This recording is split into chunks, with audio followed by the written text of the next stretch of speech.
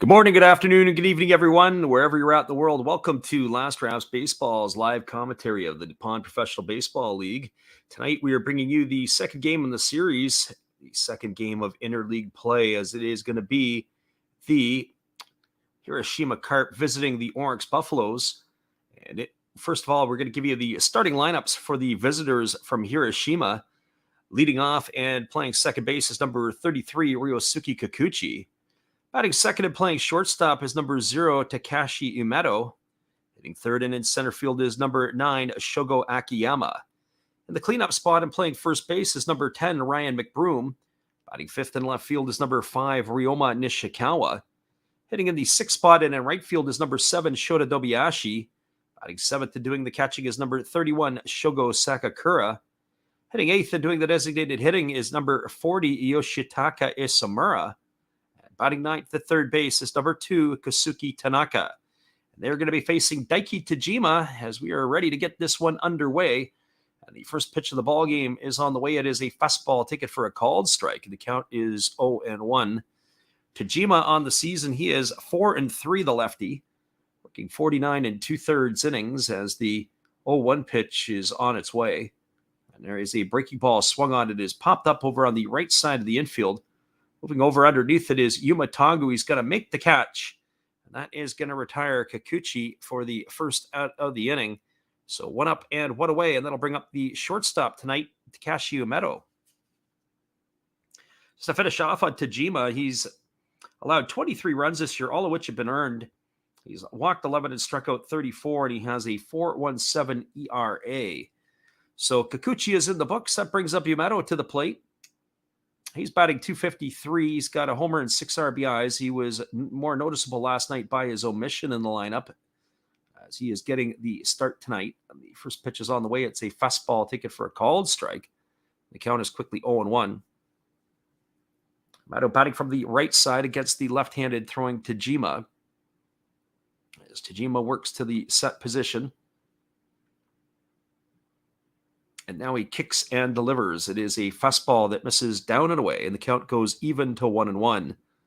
Last night, the Carp had a hard time getting base hits as Yoshinobu Yamamoto had kept them in check for most of the ballgame. He had worked 8 strong innings last night. As the lefty Tajima kicks and delivers, and it's a fastball taken at the knees for a called strike, and the count now goes to 1-2.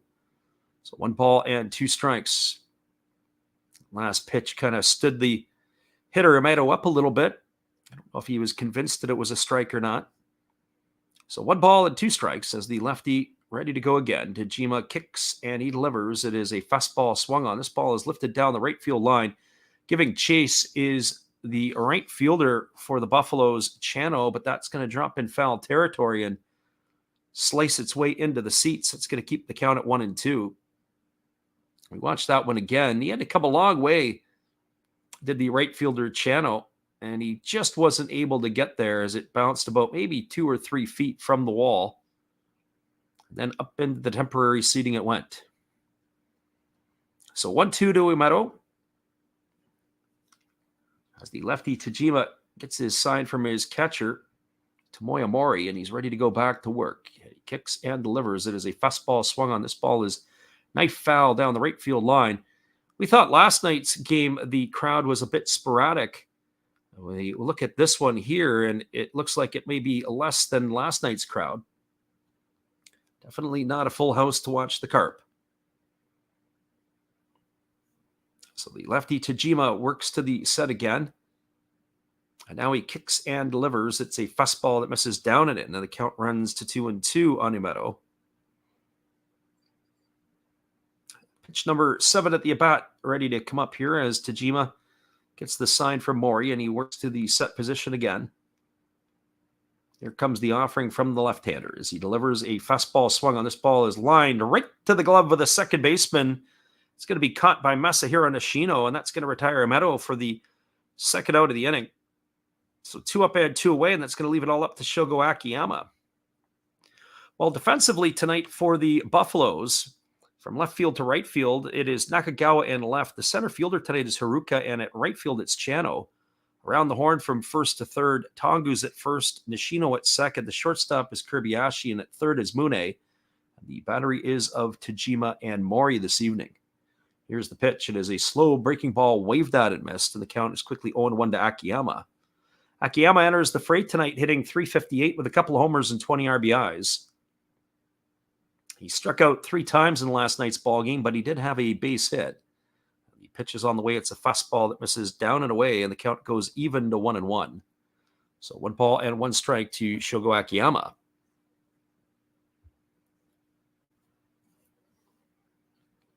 Left-hander against the left-hander. Tajima gets his sign from Mori, and he's ready to go back to work. Here comes the offering as he kicks and delivers. It's a fastball that misses down and in. The count now goes to 2-1. So 2 balls and 1 strike to Akiyama. As a reminder, we will be back on the airwaves again tomorrow for another round of this, as we will call Interleague play game number 3, also between these same 2 ball clubs. We're going to stay with this series right to the end, as that fastball misses down and in, and the count is now 3-1 to Akiyama. And then we will be jumping around onto the weekend. We're not 100% sure which ones we were going to add in, but considering the Dragons and the Giants, there's a fastball swung on, is lifted down the third baseline, giving chases Mune. He's going to reach into the temporary seating, and he's going to make the grab. And that is going to retire Akiyama for the 3rd out of the inning. Well, the Carp go quietly in their half of the first. No runs, no hits, no errors, and nobody left aboard. We're through a half inning.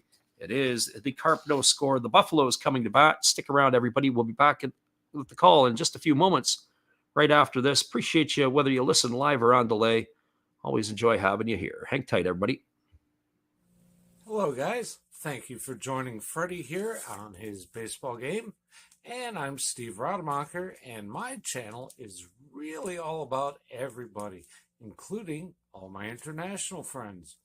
We have such stuff as non-sport packs from Canada, the OP Cheese. We have the Greek Freak. We have money from around the world. We have lira. We have yen. We have francs. We have pounds. We have Deutschmarks. We have all kinds of cool stuff like that. We even have some cooler things like Japanese women wrestlers and OP-Chi baseball cards where I cannot read the back. We even have unopened material like the royal family, I know it's backwards, from London, England. Thank you for watching. Back to Freddie.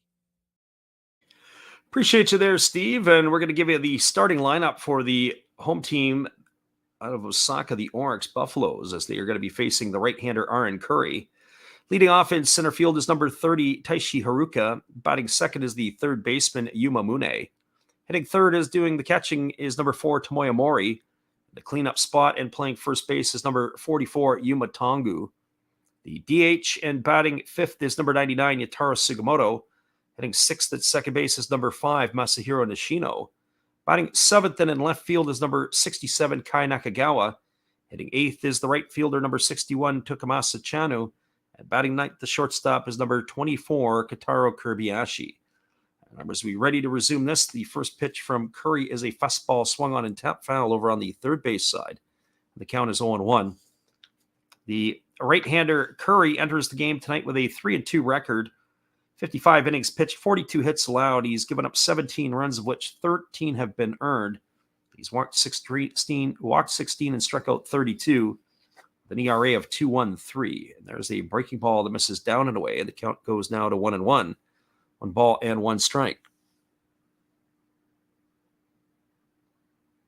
So 1 ball and 1 strike it is to Haruka, and here comes the offering from the right-hander. It is a fastball swung on. It's grounded over to second, to short. Check that. The throw is in the air. It's going to take the first baseman, McBroom, off of the bag. He thinks he's applied the tag. So it looks like they're going to have to go right out of the gate on the first ball put in play. And they want to have a look at this on the VAR. So we'll see what this is going to turn out to be. But not a very good throw by the shortstop, Imeto. It had taken the first baseman, McBroom, up into the air. He had to crawl up the ladder. And then he had to sweep around and place the tag. We'll get a look at the replay and see what we can tell here. It was a breaking ball swung on. Curry was able to get Haruka to roll over. Ball was in the air, and as McBroom had jumped up into the air, he came down to apply the tag. And I think he's going to have a case here. So we're going to see what the other angle is going to show us. I think he may have been able to get him before he got to the bag, but we'll have to get another look at this one here. A great job by the first baseman to get up there to be able to haul that one down. As we get a little tighter angle on this one here. One of the things in that situation that I would have to say is there's very rare times that you would ever slide into first base, but this would have been one of those ones there where the base runner would have been better served trying to slide into first, at least head first, to avoid the tag. But this one here, it looks like that McBroom may have been able to get to him before he reached the base, but let's see what the umpires have to say when they come back. It has to be a discernible, or they have to be able to see that has actually taken place. And that is going to be close as we get a look at it on that other angle. Looked like that McBroom got him on the hip, but did he get him in time before he touched the base? That is going to be the question. So we'll see what the umpires have to say when they come back in just a couple moments. The best one in that position was probably the home plate umpire because he's coming up the line. He has to get to the 45-foot stripe to see if there's been a tag applied. But the first base umpire is the one who ultimately made the call, as that would be his mechanic. He's going to have to defer to his partner to see if he did actually make that. It was good positioning by the home plate umpire as he was getting down the line. There are some times where umpires are unable to move or they don't move well enough. But here they come. Here comes the decision. And that is safe. They've ruled him safe. It's going to be an error charged to the shortstop. So right out of the gate, E6 and Haruka is safe at first. And that's going to bring up the third baseman, Yuma Mune. Well, that's how the Buffaloes get this one opened up here. The batter Haruka was able to leg it out. The runner at first, Haruka now, and Yuma Mune striding to the plate, hitting .263 with a homer and 9 runs batted in. As the right-hander, Curry, ready to go back to work. He gets his sign from his catcher, Shogo Sakakura, and now he steps off the backside of the rubber and feigns a throw to first base. Getting back easily is the runner, Haruka. Mune digs in. Already on the offering. Mune in last night's ball game, he was 1 for 4. As the right-hander holds to the set. Now he throws over to first base, and diving back in time is the base runner, Haruka, as he had to come back head first. But I have to say that was quite the athletic play by Ryan McBroom. As he had crawled up the ladder, he went up and was able to get that down. Even for the play to be somewhat close, the first baseman had to really do a good job of crawling the ladder to have to bring it down and then try to apply the tag. And there, Mune squares to bunt late. The ball is down. They go to second base, and it is going to be, is it going to be in time, or is it going to be a foul ball? It's like the home plate umpire put his hands up late. We're going to have to get a look at that one ourselves. The bunt was down up the third baseline. The catcher had fielded it and fired it down to second, but it looks like that's going to be a foul ball. It's going to run the count to 0-1 here to Mune. Late call by the home plate umpire as the throw was down to second base. So Curry back to work with an 0-1 count to Mune. Again, Mune squares to bunt. This time he gets it down. Curry fields it. He fires over to first. And that is going to retire Mune on a sacrifice. 1-3 in this situation. He's gone for out number 1, and that's going to bring up the catcher, Tomoya Mori. So the Buffaloes are executing small ball as a sacrifice bunt here in the bottom of the first inning has Haruka in scoring position and Mori striding to the plate. Mori hitting .292 in his new threads this year with 6 homers and 21 RBIs. Former Lions catcher, the 27-year-old, just entering the prime of his career. Batting from the left side here against the right-handed throwing Curry. As Curry leans in, gets the sign from Sakakura, and he works set to the belt. Here's the pitch. It's a breaking ball that misses down, and it squirts away from the catcher. It's going to be ball one. Last night in the ball game, it was the play of the catcher. They allowed the ball to go through the wickets that allowed the first run of the ball game to score. Everybody moved up, and then the batter last night, Chano, hit a sac fly a couple of pitches later to increase the scoreline to 2-0.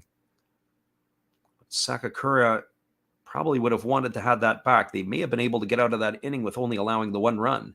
There was a fastball swung through and missed. The count is now 1-1 to Maury.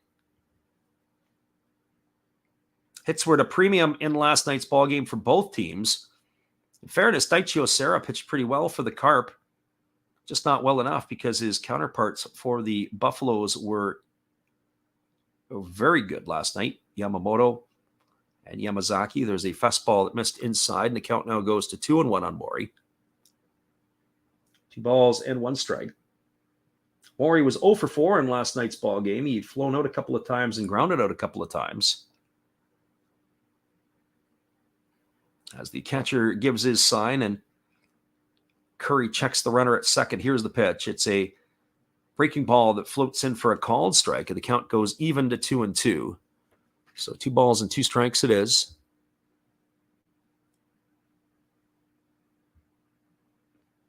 Right-hander against the left-hander. Curry ready to go back to work. It's the similar uniforms as they wore last night. The hard-to-see numbers of the Carp. The red jerseys with the red numbers.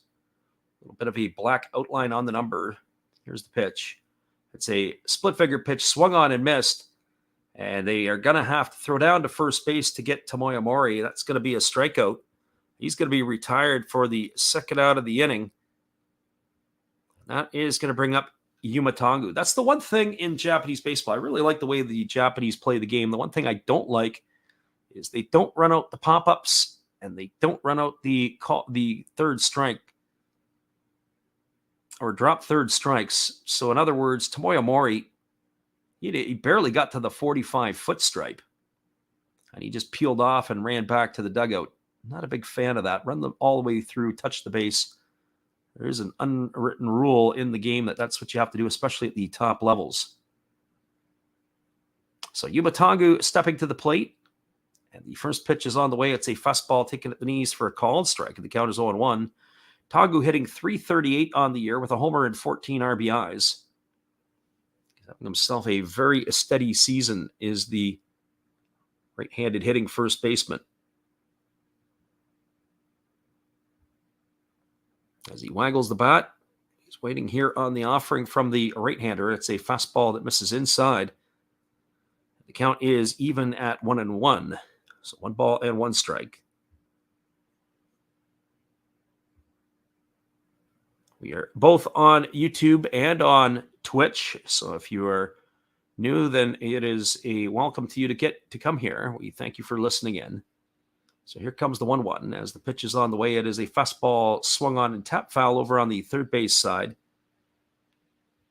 The count is now 1 ball and 2 strikes to Tongu.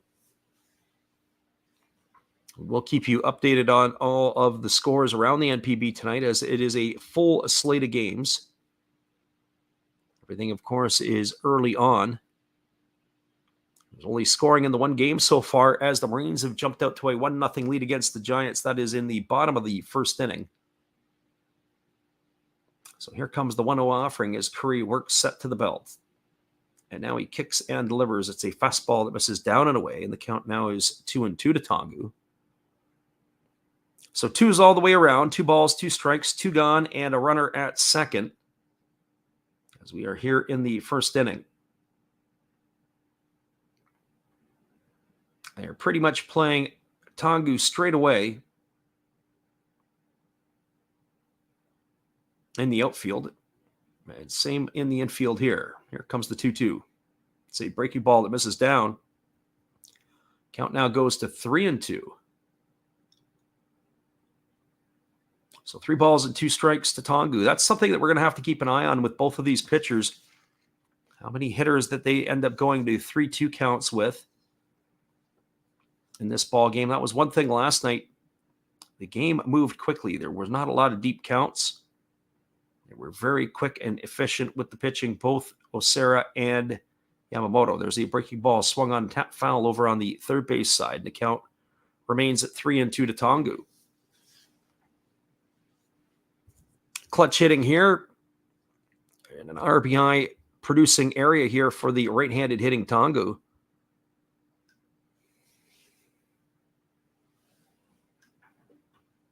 That's the one thing last night, when you have opportunity to drive runs in, what is your average with runners in scoring position? The 3-2 pitch is ready to come here. There's a fastball swung on and it's top foul over on the third base side, and the count remains at 3-2 in Tongu. So 3 balls and 2 strikes it is.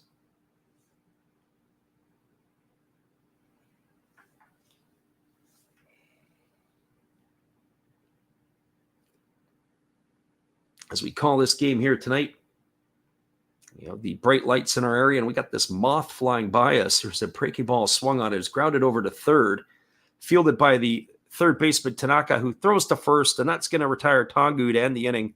It's going to go down as a ground out 5-3, and that will do it here. No runs, no hits. There was an error, and there was nobody left on, one runner left aboard. We're now through one complete. Your score is the Carp nothing and the Buffaloes nothing. We're moving to the top of the second inning. We'll be back in just a few after this. Appreciate you all for being here with us tonight. Whether you listen live or on delay, it's always great to have you. Here's Steve Rademacher. We'll be back in just a few. This is Steve Rademacher, and I'd like to introduce you to my channel if you haven't seen it before. These are all the things I enjoy: sports, autographs, relics, non-sports Hall of Famers, pseudo-sports, Star Wars. That's my channel name and my name, and I would really appreciate it if you would come check me out and maybe even subscribe if you like it. Thank you for that for now, and back to your ball game. Appreciate you, Steve, and the support you give to our channel. We'll be back in just a few with all the action. Hang tight.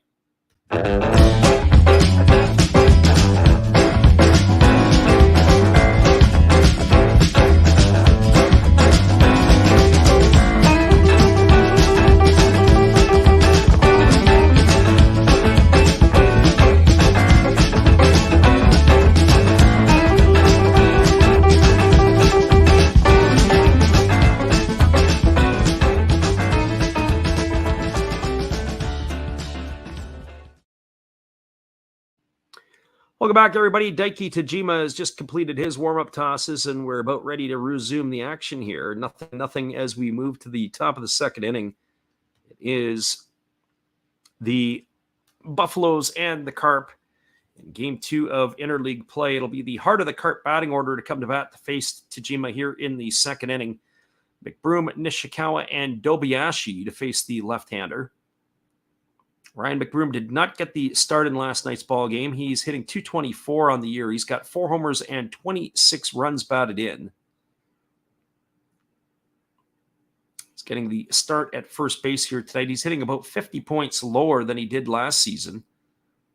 As the first pitch is on the way, it's a fastball swung on. This ball is lifted into deep left center field. Giving chase is the left fielder, Nakagawa. He makes the catch on the run on the warning track. Oh, boy, he had to get on his horse to go after and get that one. McBroom sent it for a long ride, but right to the glove of the left fielder, Nakagawa.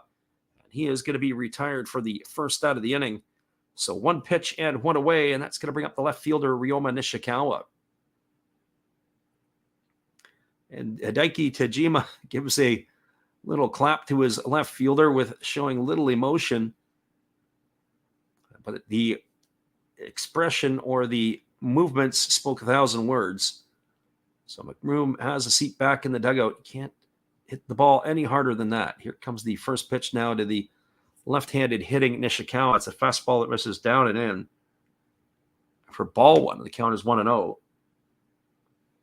Nishikawa hitting .296 with 6 homers and 20 runs batted in. He takes a breaking ball down, and the count is now 2-0. So 2 balls and no strikes.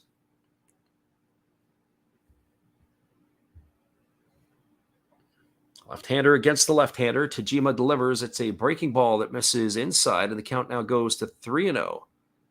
So 3 balls and no strikes to Nishikawa. Can always drive you crackers if you get left-handers. You can't get left-handers out. That always bugs you. Here's the 3-0. It's a fastball that misses down, and that's going to be ball 4. And that is going to send Nishikawa to first base. That's the first base runner of the evening for the Carp. That's going to bring up the right fielder, Shota Dobiashi. As I said, lefties who can't get lefties out are absolutely useless. That drives you crackers as a manager. Last night, it was a really left-handed laden lineup for the Carp against Yoshinobu Yamamoto. Tonight, not quite the same against the lefty Tajima. Here's another player who was not involved in last night's game. Dobiashi steps to the plate. He's batting .250 with a couple of homers and 4 RBIs. As he's ready to face the first pitch here from the lefty Tajima, who holds at the belt and now delivers a breaking ball that misses outside. The count is 1-0. Well, if you're Dobiashi, you want to put your bat on the shoulders and make this pitcher throw you another one. Last night, they announced it was just slightly over 20,000 fans in Osaka for this one between the Carp and the Buffaloes, and I'm hazarding a guess tonight that it's going to be a lower number than that. It looks like there's a lot more empty seats as they throw over to first base, and getting back is the base runner.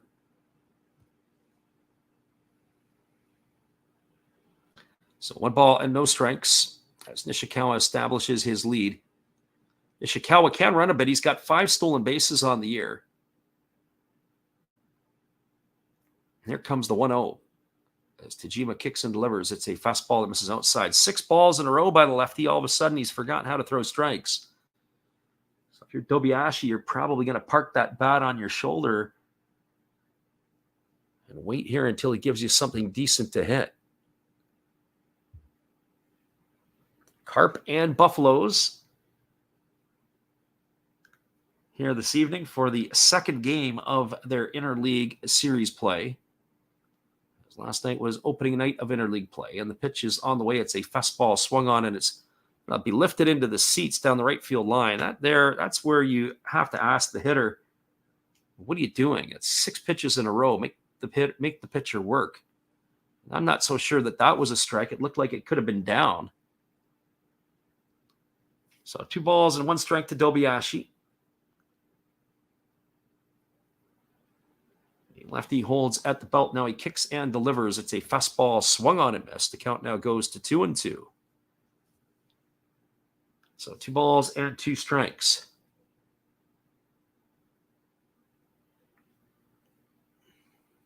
As the lefty now works to the set position. Friend Alexander Leggett in the house tonight. He says, talking to ourselves, yes, we are tonight. There's a fastball swung on and missed. That's going to retire Dobiashi for the second out of the inning. So 2 away, and that's going to bring up the catcher Shogo Sakakura. It's one of those days. Sometimes you are, and sometimes you're not. Last night we had, I think, about 7 or 8 people in the stream for most of the evening. I think it was 7 people we averaged for the evening, and the problem is that it wasn't a chatty chat, so we were talking to ourselves for most of the night. That's all good. So Shogo Sakakura steps to the plate. He's hitting .261 with 4 homers and 17 runs batted in. As the lefty Tajima holds set. And now he kicks and delivers. It's a fastball swung on. This is laced into right field down the line. It's into the corner. Going in to get it is Chano. He comes up. He fires it in. And they're going to hold the runner at third as the throw has come back into the infield. Nice job by the right fielder Chano to go into the corner and dig out the ball. As he fires it in, stopping at third is Nishikawa as Sakakura has got himself a 2-out double. And the Carp are threatening here in their half of the second inning. So runners now at second and third, and that is going to bring up the designated hitter, Yoshitaka Isamura. Alexander says he'll be listening in for a bit. Well, it's good to have you here. We'll be doing the game more than likely tomorrow night. There was a 50-50 chance that I was going to try to get to the Yankee-Mariner game. The Yankees have been beating up on the Mariners the last couple of nights. But I don't like the pitching matchup. Luis Castillo I like for the Mariners. I do not like the matchup of Clark Schmidt for the Yankees. So I don't think it's going to be worth the drive. Here comes the first pitch. And it's a fastball that's taken for a called strike, and the count is 0-1 to Isamura. Isamura is hitting .273. He's got a homer and a couple RBIs. The runner at third, Nishikawa. The runner at second, Sakakura. In some ways, in the situation here, how they held the runner up at third base, they may have tried to be able to get that one in. There's a fastball that swung on it as pop foul behind home plate, and that's going to run the count to 0-2. Especially with the 8-hole hitter in the lineup here, Isamura, you would have thought that they may have tried to challenge and maybe score that run. Alexander Leggett says he's been watching that series. Fun to watch. Judge can't miss. I think Judge has got 3 homers in the series, and of course he had that great catch on Monday night.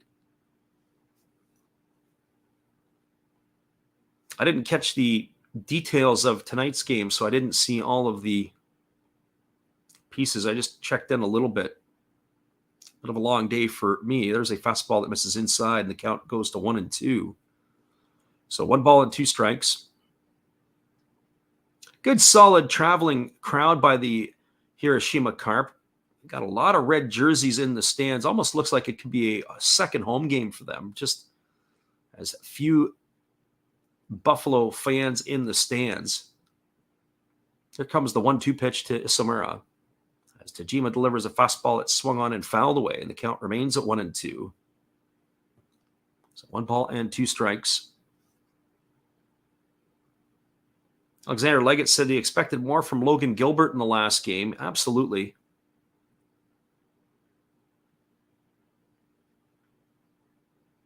That's right. Logan Gilbert was on the hill. In the first game, it was Bryce Miller.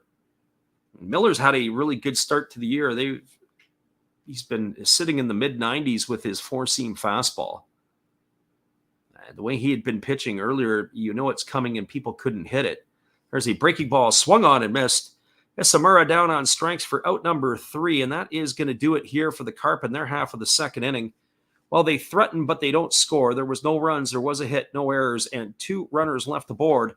We're now moving to the bottom of the second inning. That's 11 innings in a row of interleague play that the Carp have not been able to cash a run in. We'll be back here in just a couple moments after this, and we'll keep chatting with Alexander Leggett as he is in the house tonight. We appreciate you for being here. Here's our friend Matt.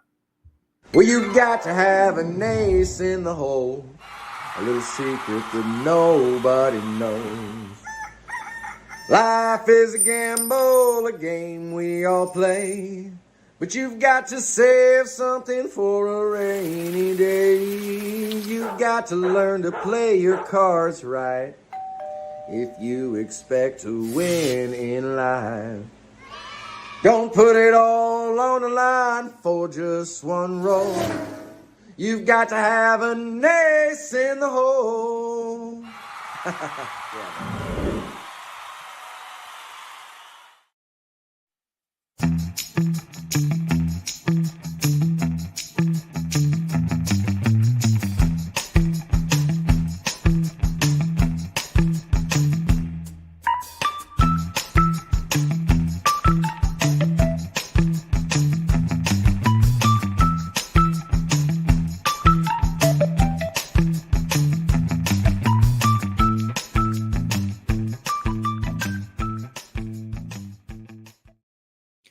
Welcome back, everybody. It's going to be the 5, 6, and 7 hitters to come to bat for the Buffaloes in their half of the second inning. That means Yatara Sugimoto, Masahiro Nishino, and Kai Nakagawa to face the right-hander Aaron Curry, who will begin his second inning of work.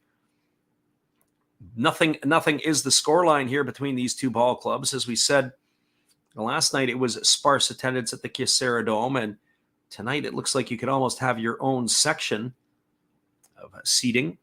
So Sugimoto steps to the plate. He's got 9 homers and 18 RBIs. And the first pitch from Curry is a breaking ball swung on and fouled away, and the count is quickly 0-1 to Sugimoto. He's also hitting .265 on the season. The big fella here bats with no balls and 1 strike, leading off the second inning. Here comes the pitch from the right-hander, and it's a fastball that's come inside and has hit Sugimoto. He tried to get himself out of the way. If you're going to get hit by a pitch, that's one of the ones you want to get hit by, as it has grazed him. That is going to be put the runner at first. Our friend Titus is in the house. He says, hello from the rising sun of Japan, and we welcome you. Appreciate you popping in to listen. So Sugimoto is aboard with a leadoff hit by pitch, and that's going to bring up Masahiro Nishino. Nishino is the only player in tonight's lineup that wasn't in the lineup for last night's game. Nishino is batting at .211. He's got no homers and a couple of RBIs. Here's the catcher, Kenya Wakatsuki, who gets the night off tonight, who had started yesterday. And the first pitch to Nishino is a breaking ball that drops in for a called strike. The count is 0-1. Nishino getting the start at second base. Mori, of course, not the DH tonight. And they moved Haruka into center field. So here's the pitch. It is a fastball that misses down and away, and the count goes to 1-1 on Nishino. Second base has kind of been a revolving door for the Buffaloes. They've had Nishino, Oshiro, Ryo Adachi. You've also seen Haruka. Sho Gibbo, I also believe, has had a chance there. There's a ground ball up the middle. It's fielded by the second baseman over to second for one, back to first.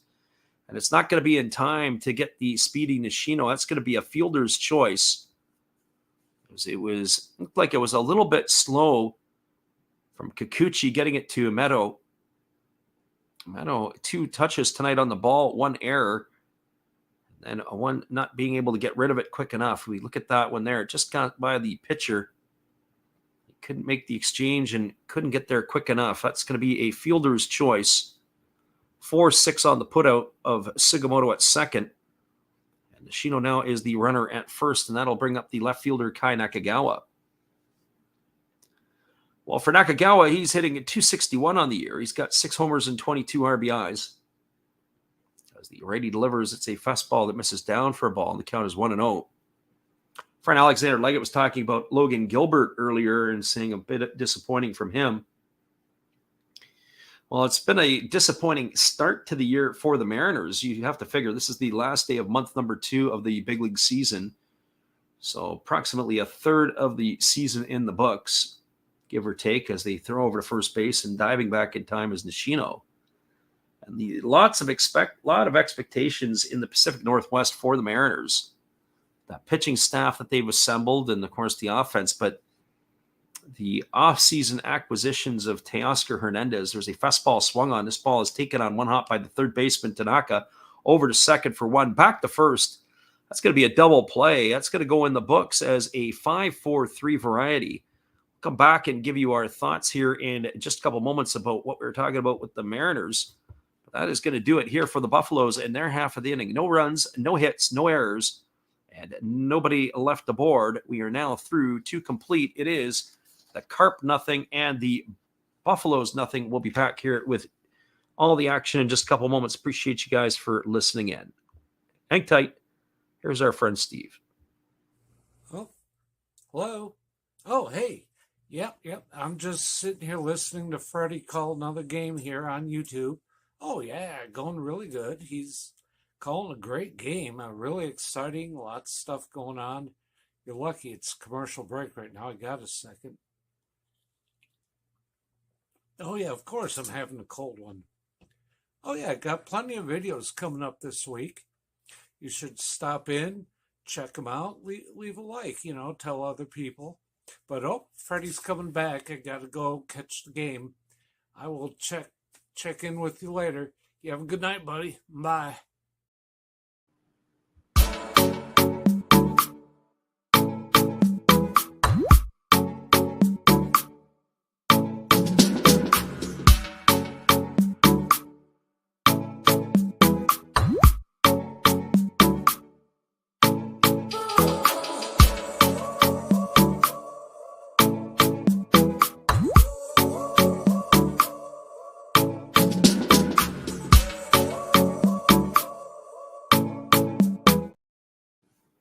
Welcome back, everybody. We are coming into the top of the third inning. It's going to be the 9, 1, and 2 hitters in the batting order to face the lefty Daiki Tajima.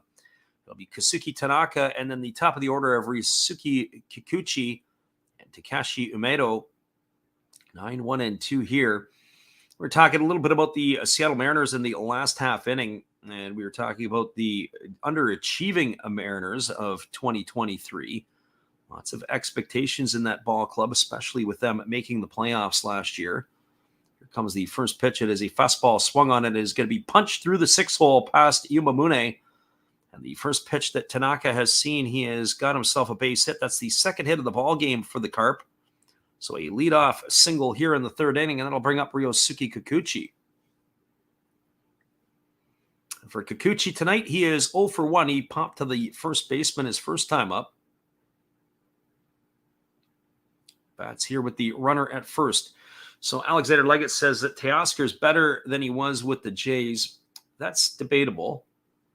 I think with the Blue Jays, one of the things with Teoscar Hernandez, he reminded me of Edwin Encarnacion 2.0. And Edwin Encarnacion was, of course, the longtime designated hitter with the Jays, and he was an infielder when he played. Here's the first pitch to Kikuchi. It's a fastball that misses outside for ball one, and the count is 1-0. Kikuchi was squaring to bunt on that. So we'll keep an eye here if it's still going to be in play or not. Kikuchi, his average dropped to 293. He's got 3 homers and 14 RBIs with that pop out in the first inning. Teoscar Hernandez's Achilles heel was his defense. As Kikuchi squares the bunt, he gets it down. It's a good one.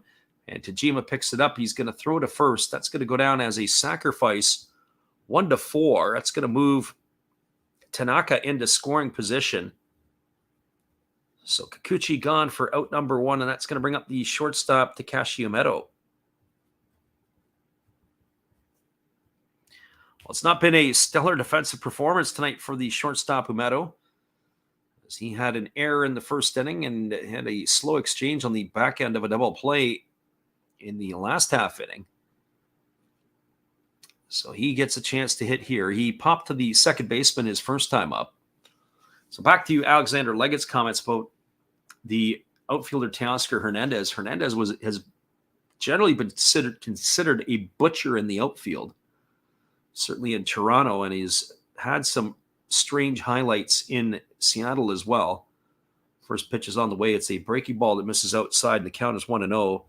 The other part specifically is that Toronto needed to change the culture, and with John Schneider running the ship, Teoscar Hernandez adiosed, so to speak, as was Gurriel. And so that sort of changed the locker room a little bit in Toronto. Here comes the 1-0 pitch as Tajima holds set, now delivers. There's a fastball that swung on and lifted foul down the right field line. Count goes 1-1.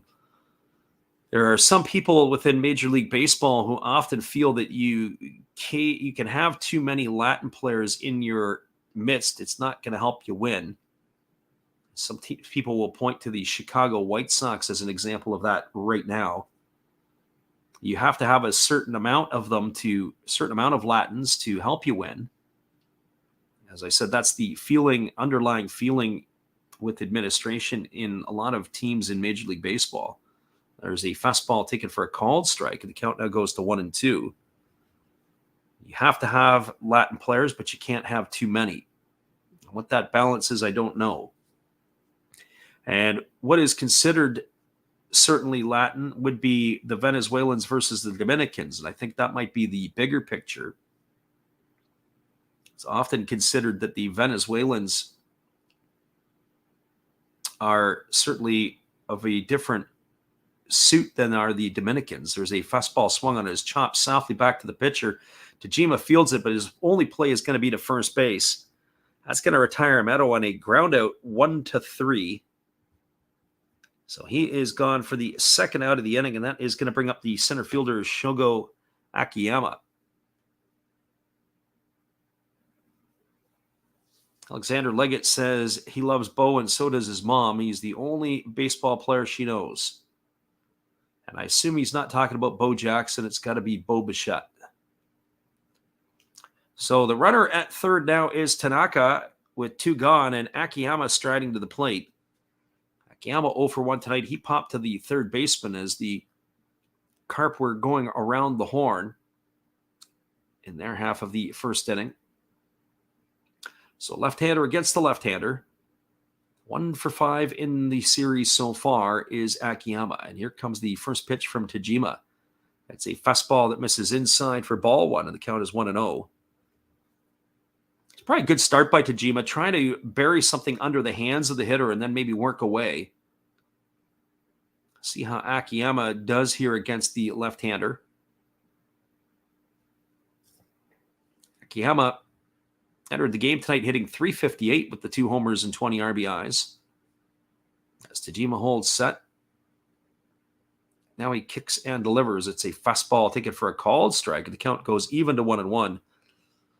Based on that body language and reaction, I would think that Akiyama may have wanted that one back. So 1 ball and 1 strike it is. Put together a little compilation the other night of the Aaron Judge making the catch. Put together a short yesterday of that. Here comes the 1-1. It's a fastball that misses up and in, and the count now goes to 2-1 on Akiyama. So 2 balls and 1 strike.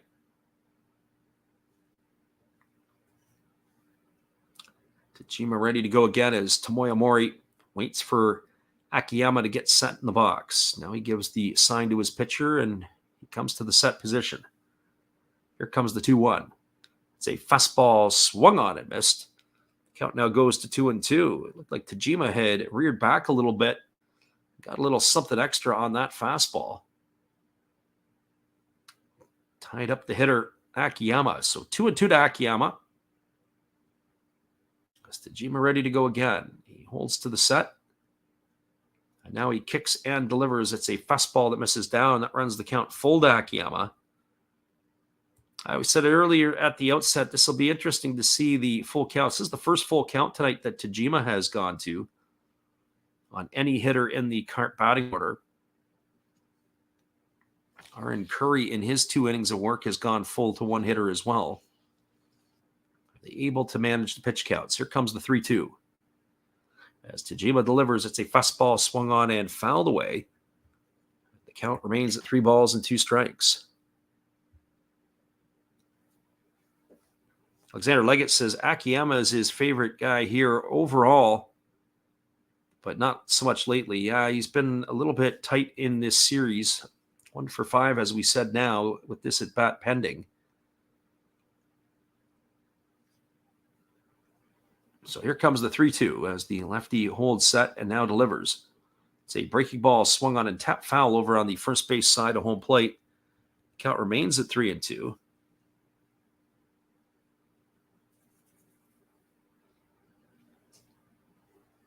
So 3 balls and 2 strikes. That last pitch looked like it was a changeup from Tajima. Tajima is one of the rare pitchers that we often see that does throw a changeup. It was looked like the pitchfork variety, not the circle change.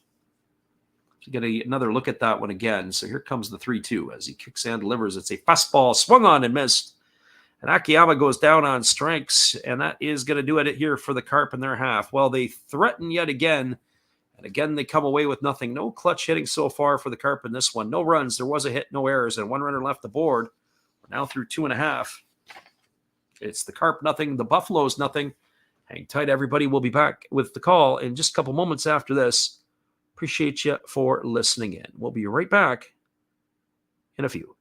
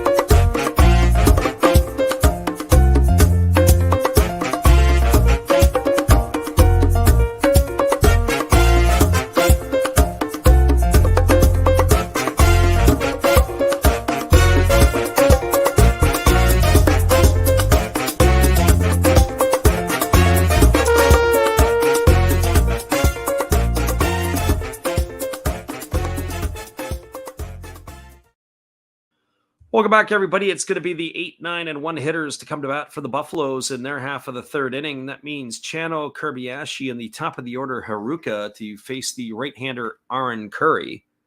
And we were looking in the last half inning.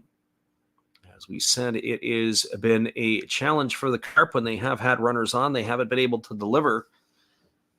Taking a quick look at the out-of-town scoreboard, the Fighters have a 2-1 lead over the Swallows. That's in the top of the third inning. No score between the Eagles and the Bay Stars. That's in the bottom of the third. 1-0 for the Lions over the Tigers. That is in the top of the third inning. The Giants have responded with a run. It is in the bottom of the third. They're all locked up with the Marines at 1. As there's a first pitch fastball that misses outside for ball 1, and the count is 1-0 to Chano. And the other score, the Hawks are continuing to outscore the Dragons as they lead 1-0 in the top of the third inning. There is a fastball swung on. It is lined to the second baseman. And a nice catch there on his knees was by Ryosuke Kikuchi. Chano is going to be gone for out number 1. So 1 up and 1 away, and that will bring up the shortstop, Kataro Kirby. It's their job there by the second baseman. That ball was hit pretty well by the right fielder, Chano, but right on the screws and right to the second baseman. Well, Kirby comes to the plate. He's hitting .241. He swings at the first pitch he sees. He grounds it over to third. Tanaka fields it. He throws to first. That is going to retire Kirby. That's going to go down as a ground out. That is 5-3 for the second out of the inning, and that's going to bring up the top of the order, Taishi Haruka. Well, for Haruka, he's hitting .294. He's got a homer and a couple RBIs. That's from the right side here against the right-handed throwing Curry. The first pitch is on the way. It's a breaking ball that misses inside for ball 1, and the count is 1-0. This game here, much similar to last night. The Buffaloes did not get their first runs until the 5th inning.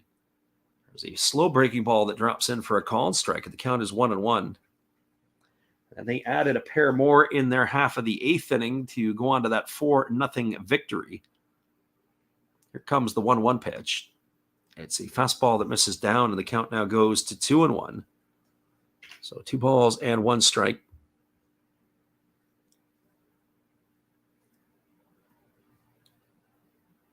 Right-handed hitting Haruka here is delivered a breaking ball. He swings at it, and he pops it foul.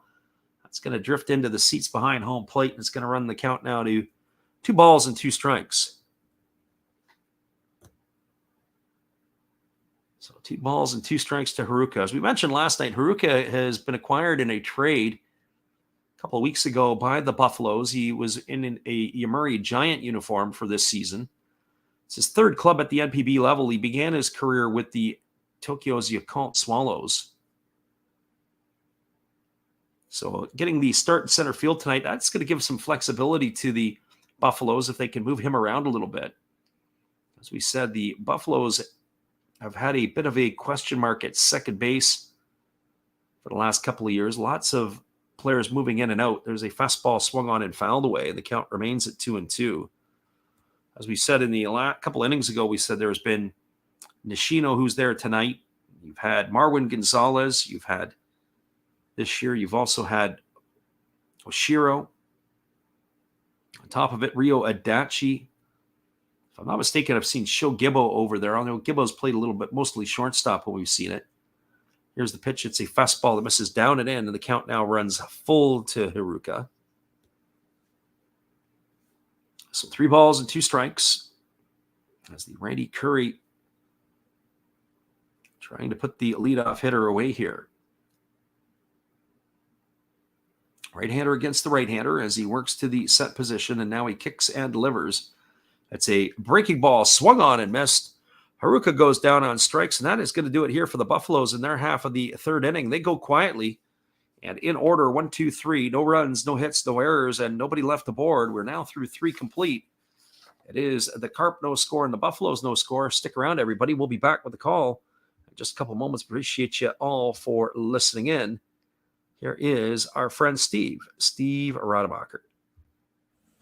Thank you, Freddie. Appreciate your support and everybody out there. Steve again here, obviously, with the Milwaukee Brewers. Of course, we have Bernie Brewer on my favorite beverage of choice right there, along with a card of Bernie. Yay! Now, we got some special guests here. I'm not just talking about our Hall of Fame lineup. I must be in the front row. Hey, come on there, Robin. I got 3,000 hits. What do you have? Well, I was the all-time saves leader, and I got 1.5 feet on you. Okay, Raleigh, settle down, buddy. Now, none of this could be possible without Harvey's Wallbangers. There's Harvey. And who could forget the Fonz? Hey. Appreciate you, Steve, and the support you give to our channel. And in turn, we support Steve Rademacher. After the game, be sure to go check him out. He's got all kinds of crazy and wild stuff on his channel. It is going to be the heart of the Carp batting order. That means McBroom, Nishikawa, and Dobiashi to come to bat. The 4, 5, and 6 hitters. As McBroom is inserted into the lineup here tonight. There were, as we said, a bunch of changes tonight in the Carp lineup. Umeto in, McBroom in, Dobiashi in, Isamura in. So 4 changes tonight from the lineup last night that faced Yoshinobu Yamamoto. McBroom steps to the dish. He hit a ball right on the screws his first time up. He flew up to deep left center field. So here comes the first offering from Tajima as he kicks and delivers. It's a breaking ball that drops in for a called strike. The count is 0-1. McBroom on the season has seen his average drop to 223. He's got 4 homers, but he's got 26 RBIs. He can drive the runs in. There's a breaking ball swung on his tap foul over on the third base line, and the count is 0-2. But in order to drive more in, you're going to have some on in front of you. Matt Davidson not playing again tonight in the lineup. We were exchanging messages with one of the listeners who jumps in the daytime and was saying that Davidson has kind of lost his position over there at third base, which is unfortunate. They've had to sit him down a little bit. Here's the 0-2 pitch. There's a breaking ball, waved at and missed. They apply the tag, and McBroom is gone for the first out of the inning. So the offensive woes continue here for the Carp, and that's going to bring up the left fielder, Ryoma Nishikawa. Well, for Nishikawa, he is officially does not have a at-bat tonight as he walked his first time up. He is hitting 296 with 6 homers and 20 runs batted in. As the lefty works to the set position, and now he kicks and delivers. There's a slow breaking ball that misses upstairs, and the count is quickly 1-0. So 1 ball and no strikes. Nishikawa will be followed by Shota Dobiashi here.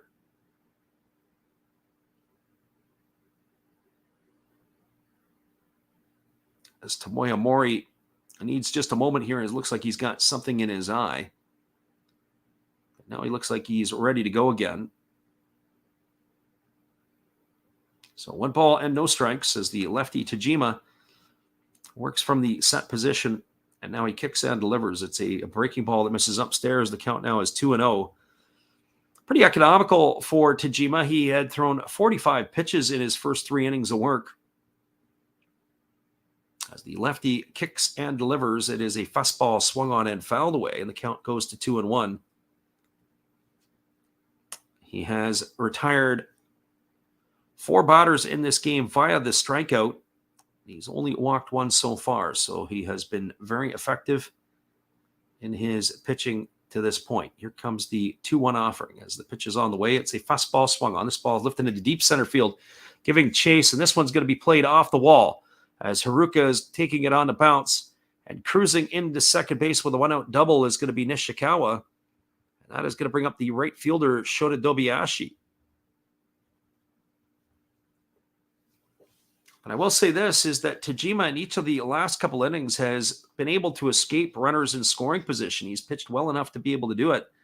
Carp will probably be lamenting a little bit about lost opportunities. So here they are again with the runner at second base and one gone, and Dobiashi striding to the plate. Dobiashi 0 for 1 tonight. He struck out his only time up.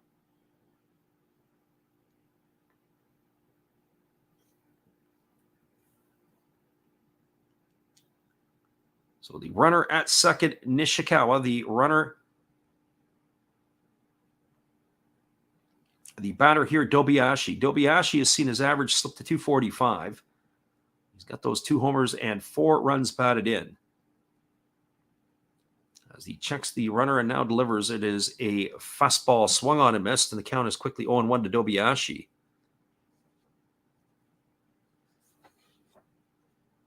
I have to say, I really like these Buffaloes uniforms. They're pretty classy. Look like they're navy blue or black. It looks like it's like a navy with, of course, the white body of the uniform. And here's the pitch. It's a fastball that misses down, and the count goes to 1-1. Earlier this year, they had the Japanese inscriptions of the name across the front of the jersey. So 1 ball and 1 strike as Dobiashi bats here with 1 gone in the 4th inning. As the lefty kicks and delivers, it's a fastball that misses down, and the count now goes to 2-1. So 2 balls and 1 strike. Dobiashi to be followed by Shogo Sakakura here in the 4th inning.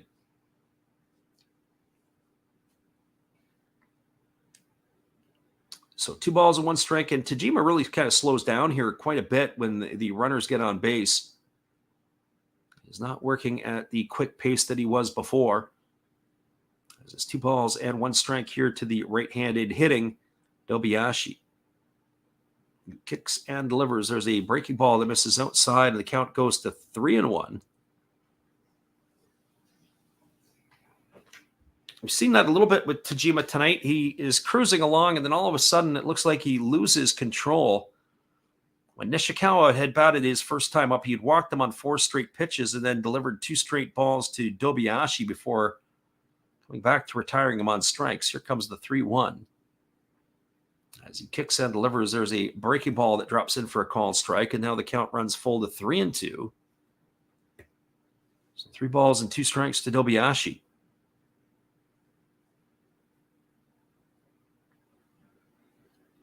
Tajima ready to go back to work here. Payoff pitch is ready to come as he gets the sign and he's in agreement to Tomoya Mori. Checks the runner at second base. And now he kicks and delivers. It is a fastball swung on. This ball is lined into left field, and it's going to be caught by the left fielder. Oh, what a play there by the left fielder, Nakagawa, who had to run to his right. He had to leap in the air a little bit to make the grab. That's going to send Nishikawa retreating back to second base. Oh, Dobiashi hit that ball hard, but right to the glove of Kai Nakagawa, who had to leap a little bit to make that catch. As he was moving toward the foul line, he is gone for the 2nd out of the inning. Oh, the Carp are going to feel a little snake bitten here. A couple times they've had opportunities to drive runs in, and they've had a couple of hard hit balls, but right to the glove of the Buffalo players. That is going to leave it all up to Shogo Sakakura. Well, for Sakakura tonight, he doubled his first time up, and he was stranded at second base. As we said, maybe they would have wanted to have tried to score that runner back in the 2nd, as it looks like runs are going to be at the premium here for the Carp again tonight. Here comes the first pitch. It is on the way. It is a fastball that misses upstairs for ball 1, and the count is 1-0 to Sakakura. Sakakura, 4 homers and 17 RBIs on the year. He does have some pop in the stick. Last night's ball game, Sakakura was 0 for 3. He had a couple of strikeouts, but mind you, that was against the starter Yamamoto. Here comes the 1-0. It's a fastball that misses down and in, and the count goes to 2-0 to Sakakura. Just programming note, we'll be back on the airwaves again tomorrow night for these same 2 teams as we'll close out this series. And it's looking like the Fighters and the Giants for the weekend. And the reason for that really is because, quite simple, the weather forecast for Japan over the course of the 3 days are a bit sketchy. So we'll look to stay with that series unless the forecast is going to change. Here comes the 2-0 pitch. As the lefty now kicks and delivers, it's a breaking ball that misses down and away. The count now goes to 3-0 on Sakakura. That's what we're going to try to do.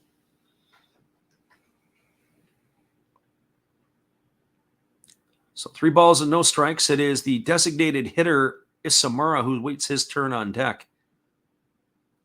I would not be surprised if Tajima just pitches around Sakakura here at the 3-0. They're going to set up outside, and it's not just outside, it's way outside, as Mori is going to take the pitch, and that's going to be ball 4. And now he's asked for time as he wants to go out and talk to his pitcher. So ball 4, that puts runners at first and second with 2 gone, and it's going to bring Yoshitaka Isamura to the dish. As Mori has completed his talk with Tajima. So the runner at second, Nishikawa. The runner at first, Sakakura. 2 gone here in the top of the 4th inning. This is the 3rd consecutive inning that the Carp have had a runner in scoring position with 2 gone, and now they're looking to try to do some damage here.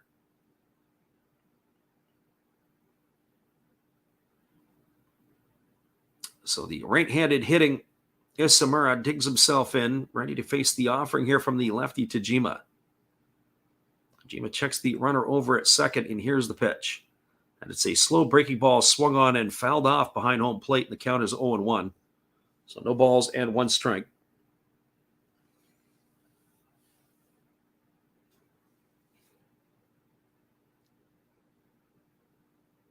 So no balls and 1 strike here to Isamura as the lefty Tajima ready to go again. He nods in agreement as he checks the sign from his catcher. He works set. He checks the runner at second and checks him again. And here's the 0-1. It is a breaking ball that misses down, and the count now goes to 1-1 on Isamura. Tajima looking to wiggle himself out. The one thing is, it's a pretty fresh bullpen for both of these teams. If it gets into the bullpens, I'd have to say our proverbial needle is going to point toward the Buffaloes. The Buffaloes have a better pen than what the Carp have to offer, at least in our eyes. And more so that the Buffaloes have a rested pen. They only used Yamazaki last night out of the bullpen for 1 inning. So everybody is fresh and ready to go with a couple of days rest. There's a breaking ball swung on. This ball is lifted into deep left field. Giving chase is Nakagawa, but it's going to hook just foul. It's to the left of the foul pole and just beyond the temporary seating. That's going to run the count to 1-2. We'll get a look at that one again. It was a breaking ball. Didn't look like he had it all. Looked like he got it off the end of the bat, but that ball went for a good distance. Isamura is going to be a little disappointed as that ball ends up hooking into the seats. So 1 ball and 2 strikes it is now to the designated hitter. As Tajima is going to try to look to put him away. He chokes up on the bat. Tajima checks the runner at second. Checks him again, and now he kicks and delivers. It's a breaking ball swung on and missed. Isamura down on strikes for out number 3. That is going to do it here. And that is going to be it for the Carp in their half of the inning. Well, they're going to be a little disappointed. There was no runs, there was a hit, no errors, and 2 runners left the board. They've now left 5 runners on board in the first 4 innings. Your score is the Carp nothing and the Buffaloes nothing. Hang tight, everybody. We'll be back with the call in just a couple moments after this. Appreciate you for listening in.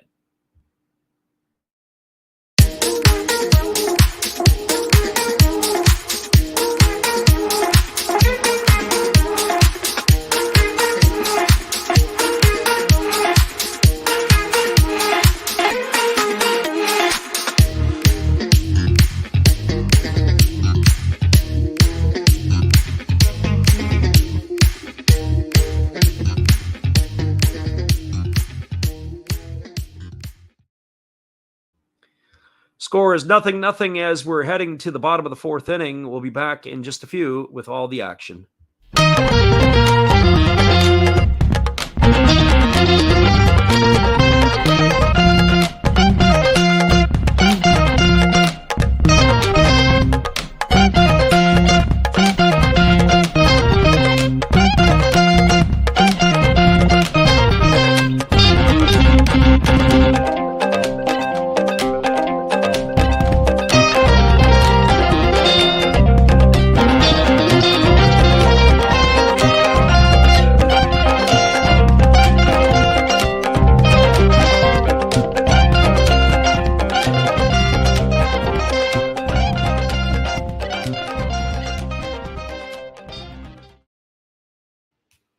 Welcome back, everybody. It is going to be the 2, 3, and 4 hitters to come to bat here in the 4th inning. That means Yuma Mune, Tomoya Mori, and Yuma Tongu to face the right-hander Aaron Curry.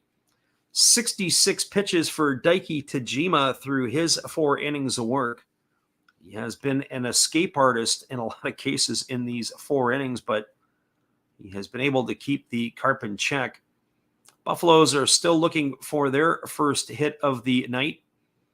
They've had a couple of base runners as Haruka has reached on an error and Sugimoto was hit by a pitch. But they have not been able to do anything against Aaron Curry yet or to string anything together against the right-hander. As the first pitch comes to Mune, it's a fastball that comes inside and has hit him right in the back of the calf. Oh, and down he goes. He's going to get up gingerly and make his way to first base. It is the left calf. He had tried to get out of the way, and he almost was like he was skipping rope. He's going to walk slowly to first base. That's a tough position to get hit. Looks like the trainer is going to take him off. They're going to go have a quick look at him. That's the second batter that's been plugged tonight by Curry. As he's going to walk gingerly off, we're going to have a little break in the action right off the bat here. As we have an injury timeout, so to speak. As Mune is going to limp down the tunnel, they're going to go have an examination on him here. He there, as he took the step, he was able to get his right leg, and he jumped out of the way, and it got him on the back of the left calf. I know what that's all about.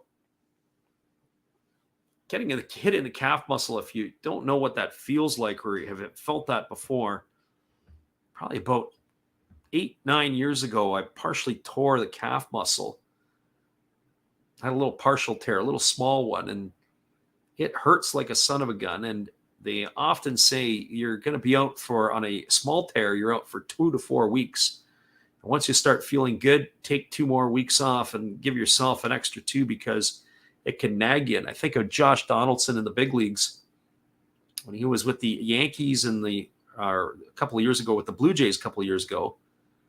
It was a calf injury that just dogged him through the year. And there's not a darn thing you can do about it. You feel like you're all right and you're ready to go again, and the next thing you know, it reoccurs. It's very, very painful, but I don't think he would have torn it, but more than anything that it's going to be a hit in the calf and you're going to get some swelling and some pain, but see if they can examine him, and we'll go from there. As Aaron Curry is getting some warm-up tosses on the hill. Curry, only 35 pitches in his first 3 innings of work. He was very, very efficient so far in this one here. He has thrown 22 strikes and 14 balls. So he's just over the 60% mark, but he has delivered the pitches as needed. He has struck out 2 batters in the ball game. He has hit 2 in the ball game, but he has not walked anybody. And that's where we stand right here. We'll go look at that out-of-town scoreboard again to get everybody up to date, as there is action all around the NPB, scoring everywhere but here. Top of the 4th inning, the Fighters have a 3-1 lead over the Swallows. Bottom of the 4th inning, it is a 1-0 lead for the Eagles over the Bay Stars. Top of the 4th inning, the Lions have a 1-0 lead over the Tigers.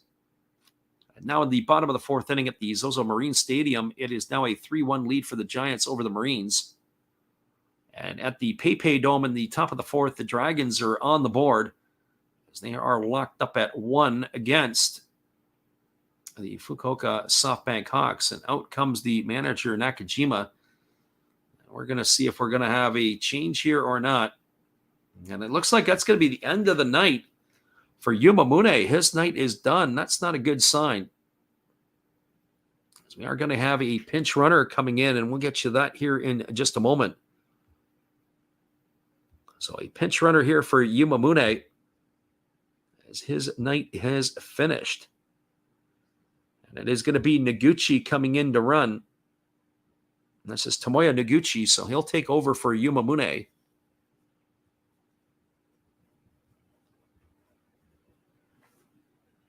So Noguchi in here and Tomoya Mori stepping to the plate. And the first pitch to Maury. He takes a hellacious cut and swings and misses. The count is quickly 0-1. It looked like he wanted to put the Buffaloes up with one swing of the bat. So no balls and one strike to Maury. Maury here batting from the left side, hitting .290 on the season with those 6 homers and 21 RBIs. Here's the 0-1 from Curry. It's a fastball that misses down, and the count goes even to 1-1.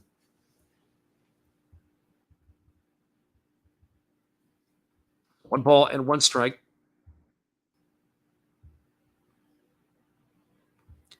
Buffalo fans, what few there are in attendance, are on their feet cheering for their home side. Sections of the ballpark. Here comes the 1-1. As the right-hander Curry delivers, it is a breaking ball swung on it. It is tap foul just past the bag at first base. It's going to run the count to 1-2 on Maury. So keep your eye on Yuma Mune to see how long he's going to be out for. That will be a loss to the Buffaloes. Well, just when you think that their lineup was getting healthy again. As we said, we took a look at the game sheet to see who they have off of the bench tonight. So they have Cedeno, but there's no sign of Gonzalez or Schwindel. Here comes the pitch. It is a breaking ball that misses outside. The count now goes to 2-2. Well, that was too tight a pitch. The bench tonight options include Wakatsuki and Ishikawa. Of course, you also have Oshiro, Cedeno, and Gibbo in the infield. And there is a fastball that is swung on and missed, and Maury is not happy as he's going to walk slowly back to the dugout. He's going to be gone for the first out of the inning, and that'll bring up Yuma Tongu. It was a pitch that was a hittable pitch for Maury. I think he would want that one back. So he's gone for out number 1. That brings Tongu to the plate. The other options off the bench in the outfield are Sano and Oda for the Buffaloes. No import bats tonight. First pitch is a fastball that misses down to Tongu, and the count is 1-0. Tongu grounded out to third his first time up. He's seen his season average slip to .336. The homer and 14 runs batted in. Keep your eye on Noguchi, the runner at first. Here's the pitch. It's a breaking ball swung on. This ball is belted foul. It's going to reach the seats down the left field line over the netting, and that's going to run the count even at 1-1. So 1 ball and 1 strike to Tongu. He absolutely scorched that one, but he hooked it foul.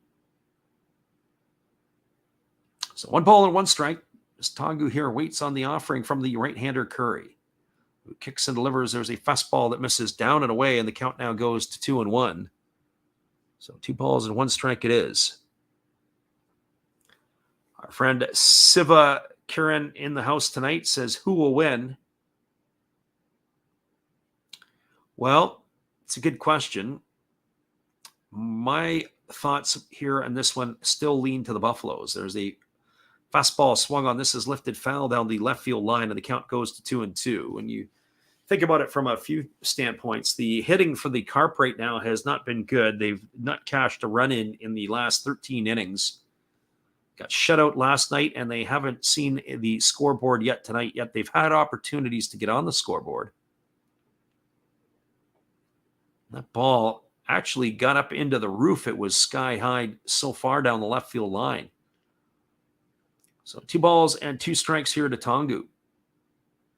As the right-hander delivers, it is a fastball that just misses off the outside corner. Runs the count to 3-2 on Tongu. So if I had to give my thought on that, my thought would be the Buffaloes. Better pitching, rested bullpen. They're ready to. They just have to find some offense here themselves. Here's the 3-2, but instead they throw over to first base, and diving back in time is Noguchi.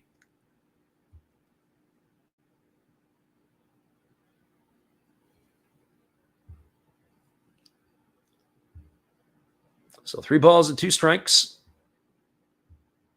As Tongu here is waiting on the offering from the right-hander Curry. And here's the pitch. It is a breaking ball that misses down. They appeal over to the first base umpire, but they say he didn't go.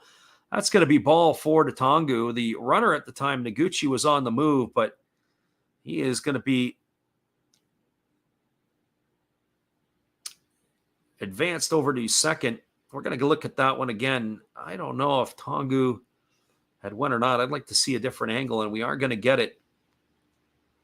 They say Tongu didn't go, but he's going to put runners at first and second. That's going to bring Yataro Sugimoto to the plate. So unlike last night where the Buffaloes got their first runs in the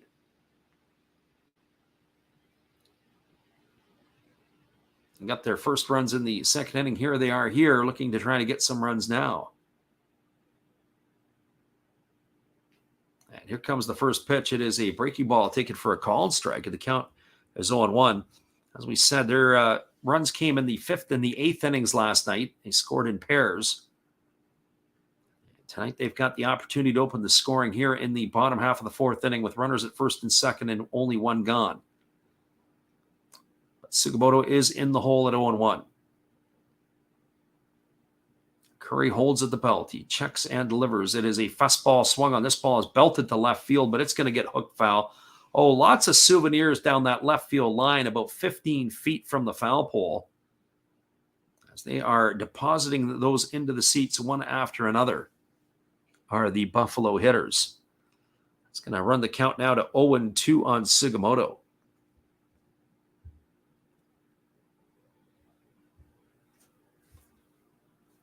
So no balls and 2 strikes. Sugimoto here waiting on the offering from the right-hander Curry.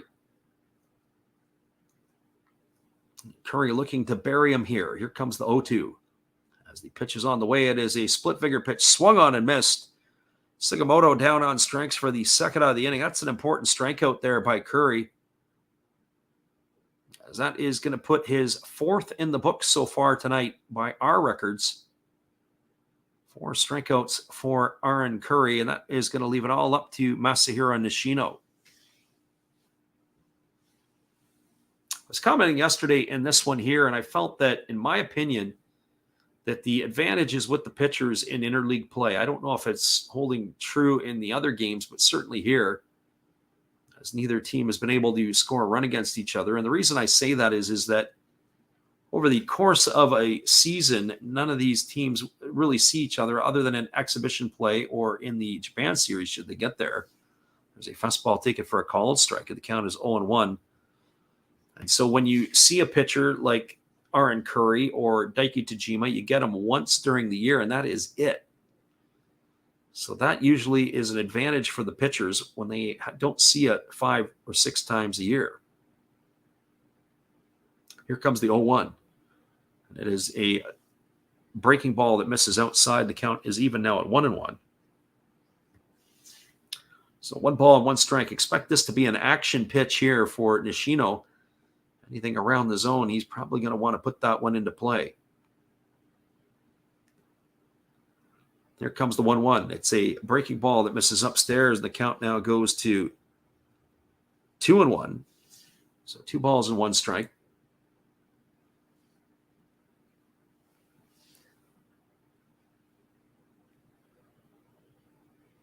As the pitcher gets his sign and he works to the set position. Now he kicks and delivers. There's a fastball swung on, and this is line foul down the left field line, and the count now is 2-2 to Nishino.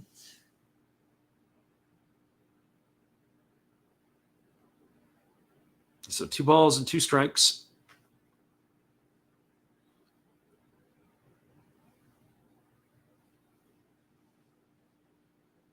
So right-hander against the left-hander. Nishino waggling the bat, waiting here on the offering from the right-hander Curry. 2-2 is ready to come on the way, and the pitch is on. It's a breaking ball swung on. It is grounded to the right side of the infield, fielded by McRoom. He flips it over to Curry, covering, and that is going to do it. That's going to go down as a ground out 3-1 for the 3rd out of the inning, as Curry was able to cover. And that will do it here. No runs in the inning, no hits, no errors, and 2 runners left aboard. You're now through 4 complete. It is the Carp no score and the Buffaloes no score. Stick around, everybody. We'll be back with the call on the top of the 5th inning when we return after this. Appreciate you all for being here with us tonight. We'll be right back in just a few.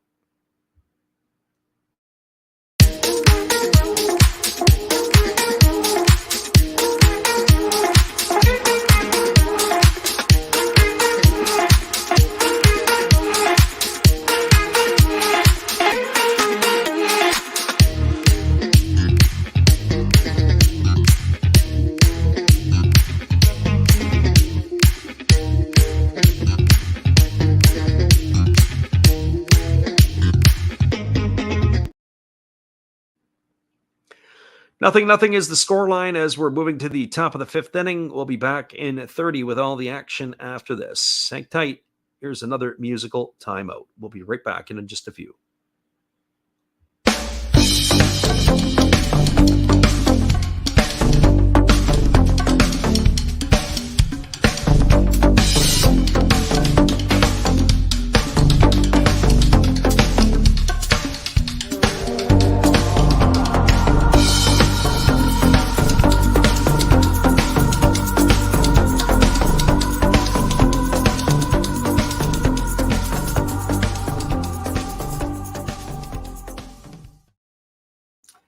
Welcome back, everybody. Tajima has completed his warm-up tosses, and we're ready to resume the action. He's going to be facing the 9, 1, and 2 hitters in the batting order.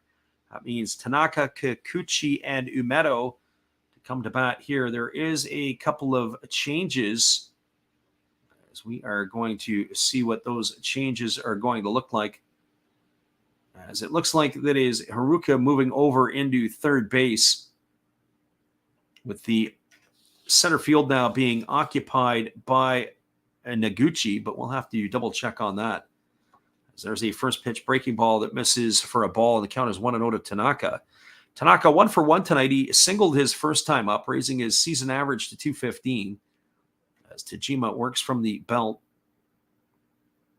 And now he kicks and delivers. It's a fastball that misses down and in, and the count is 2-0. Friend Alexander Leggett was listening in early on and was kind of chuckling. He said we were talking to ourselves early on in this one. It's like a throwback to a couple of years ago when it felt like we were talking to ourselves for most of the night. Here comes the 2-0 pitch as the offer is on the way, and it's a fastball taken at the knees for a called strike. And the count is now 2-1 on Tanaka. Tajima trying to pick up the pace a little bit here. As here comes the 2-1. Now he kicks and delivers. It is a fastball swung on and grounded softly foul over on the first base side. The count now goes even to 2-2. Tanaka surprisingly has 3 home runs this year. He's not necessarily known for his power.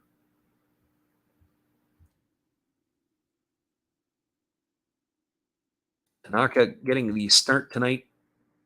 Third base, there's a breaking ball swung on. It is lifted into left center field. Moving over underneath it is Nakagawa. He's there to make the catch. And that is going to retire Tanaka for the first out of the inning. So 1 up and 1 away. And that'll bring up the top of the order. Ryosuke Kikuchi. I was just looking at Tanaka's numbers. He had hit double-digit homers earlier in his career. So he does have a little bit of ability to hit some balls long, but this is not exactly a potent lineup of Japanese players that can put the ball in the seats. Speaking of which, here is Ryosuke Kikuchi. The first pitch to him is a breaking ball that misses down and in. The count is 1-0. Kikuchi has 3 homers on the year. And he is officially 0 for 1 tonight. He's got a pop out to first and a sacrifice bunt. So there's a breaking ball swung on and fouled away. And the count now goes even to 1-1. His average has dipped to 293. 3 homers and 14 RBIs for the right-handed hitting second baseman of the Carp. Here's the pitch. It's a fastball that catches the outside corner, and the count now goes to 1-2. 1 ball and 2 strikes. His entire career has been spent with the Carp. He broke in 2012. Mentioned last night that there was interest. He wanted to come to Major League Baseball. The thought were the New York Mets would have been the team to go and get him as a fastball swung out and fouled away, and the count is 1 ball and 2 strikes. That was the original thought.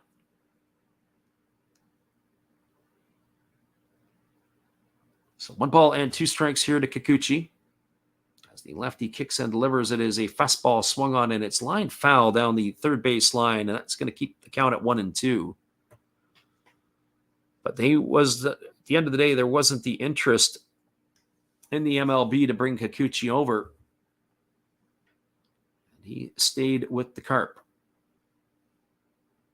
I'm not sure how he would have fit in New York. I don't see him as a shortstop at the big league level. There's a breaking ball swung on it. Is grounded softly through the 6-hole into left field. And Kikuchi is going to be aboard with a 1-out single, and that will bring up the shortstop Yumero to the plate. And the flags are flying high in the Carp section, as they've got themselves a runner here in the 5th inning, and Yumero coming to the plate. Well, Yumero tonight is 0 for 2. He has popped to second, and he has grounded to back to the pitcher. So 0 for 2 this evening.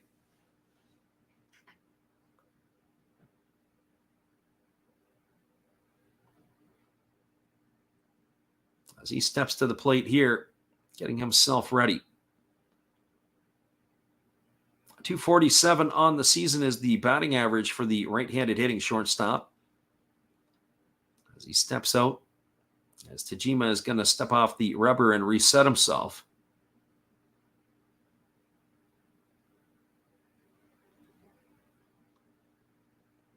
Wonder if they're going to play a little small ball here to try to get him into some scoring position, because Akiyama is waiting on deck. Here comes the pitch. No sign of small ball here. It's chopped over to second. They do have the runner in motion.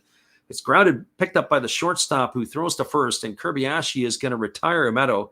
So they had a hit and run on. They stay out of the double play. Kikuchi advances to second. It's going to go in the books as a ground out 6-3 for the second out of the inning.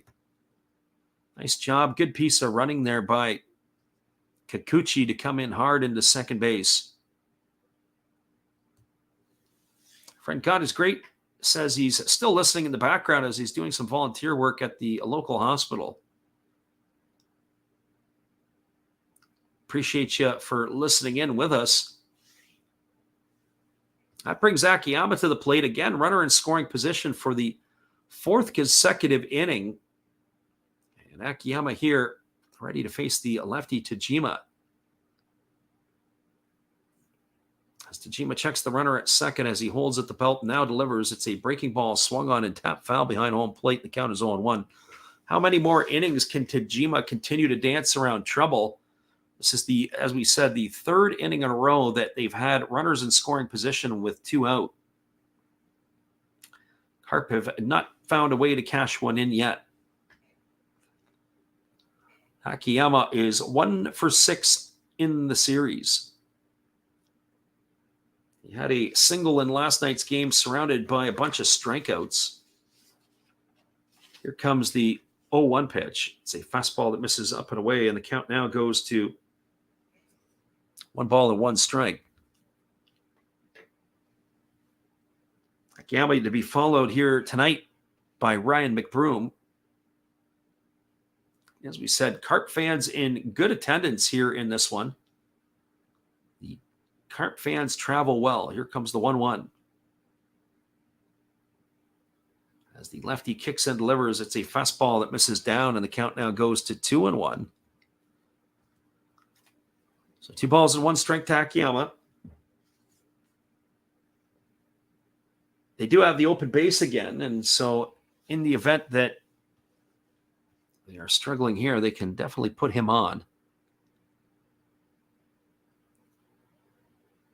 So 2-1 strike. Akiyama here waiting on the offering from Tajima, who checks the runner at second. And now he delivers. It's a fastball that just misses off the outside corner. Count is 3-1. He hit his spot, but was not able to get the call from the home plate umpire.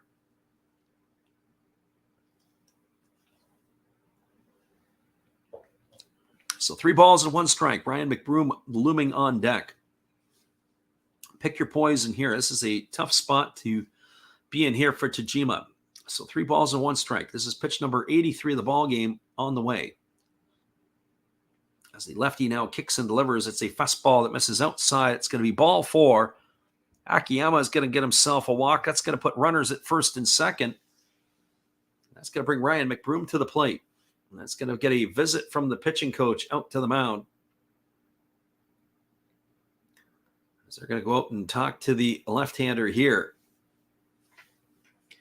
The entire infield is in here with 2 gone.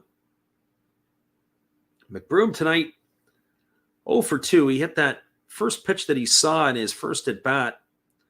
Flew out to deep left center field, and he's also struck out in his 2 trips to the plate. So Tajima trying to wiggle himself out of another jam here. As we said, 4 innings in a row where he has been in the situation where he's had runners on.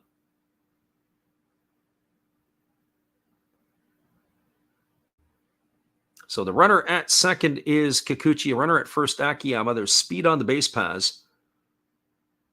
If there was a ball hit into the gap, they may be able to score the runner from first base, Akiyama, as he does run well.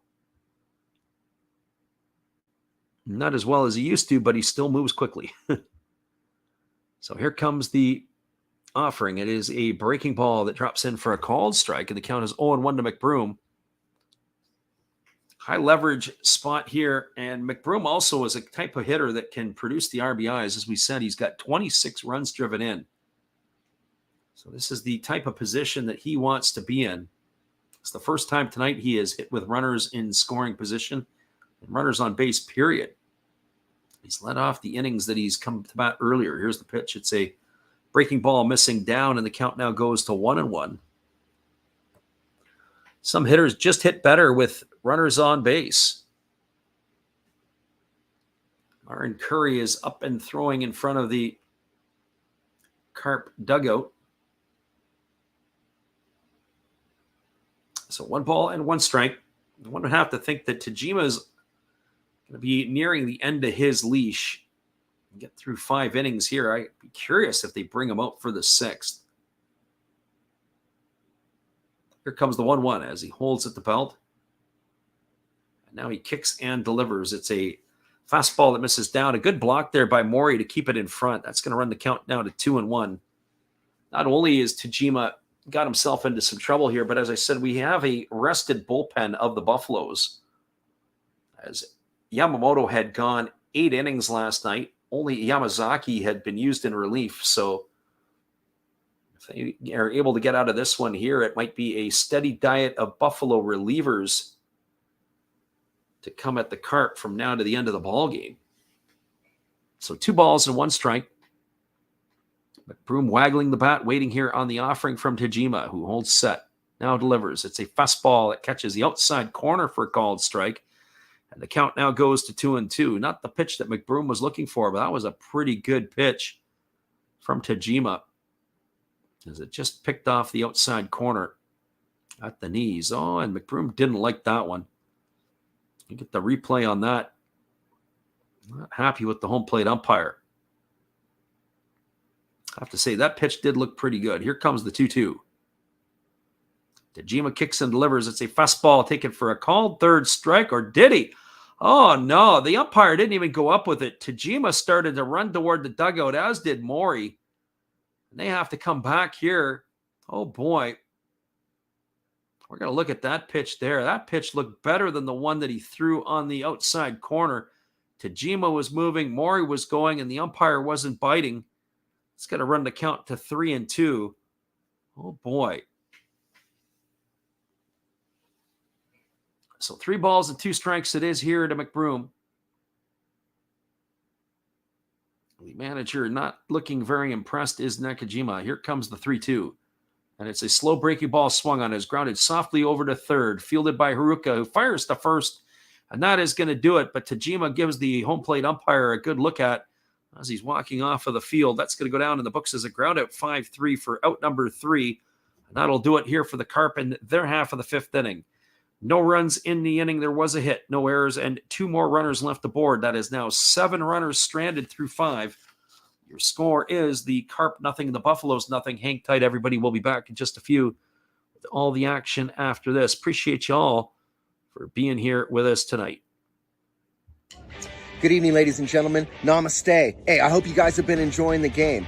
My name is Hollis. I've got a YouTube channel called Another Hollis Build. I love baseball cards. I open up brand new product for you guys. I open up old stuff. I do breaks. I do auctions. All kinds of stuff concerning baseball. I'm Friars faithful, Padres to the end. I also love Garbage Pail Kids and my animals. I have a ton of animals. It's like a mini petting zoo here around my house. I also love my city. San Diego, baby. I take you all around the city and show you what's up. If you guys dig stuff like that, cruise on over and check it out. It's Another Hollis Build. If you dig it, subscribe. I'd really appreciate to have more follow me along on the journey. Hey, either way, you guys have a wonderful day or a beautiful, beautiful evening. No matter which one it is, make sure that you make it great, my friends. Big up Last Raps Baseball. Yeah, Freddie, let's go. One love and peace. Yeah, man.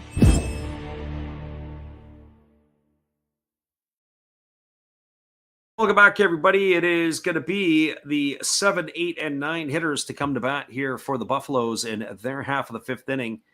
Nakagawa, Chano, and Kobayashi to face the right-hander Aaron Curry, who is going to be back for his fifth inning of work, or he start his fifth inning of work. 55 pitches through the first four for the big right-hander. And the big piece in this one here, he has hit one, he has walked one, he's hit two and walked one. He has allowed, he had a runner, another batter reach via an error, but nobody has got aboard with a base hit as of yet.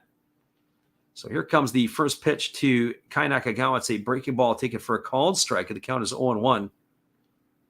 Nakagawa grounded into a 5-4-3 double play his first time up. He's seen his average drop to 260. There's a breaking ball that misses outside. The count goes even to 1-1.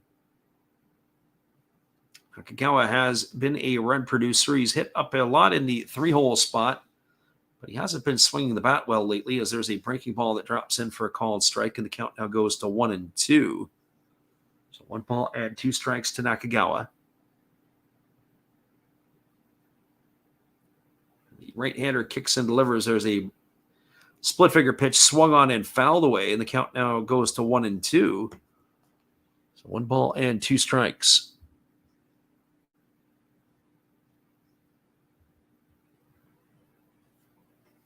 As a reminder, we'll be back on the airwaves again tomorrow.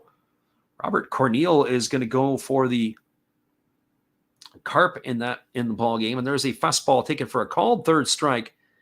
Nakagawa stood there like the house by the side of the road and watched that go by for out number 1. That's going to bring up the right fielder Takamasa Chano. Starting to say the ball game tomorrow night, the starters have been announced. Robert Corneal is going for the Carp in that one. And the Buffaloes are going to counter tomorrow night with Yamashita. That is where they stand. Here's the first pitch to Chano. It's a breaking ball that misses upstairs for ball 1, and the count is 1-0.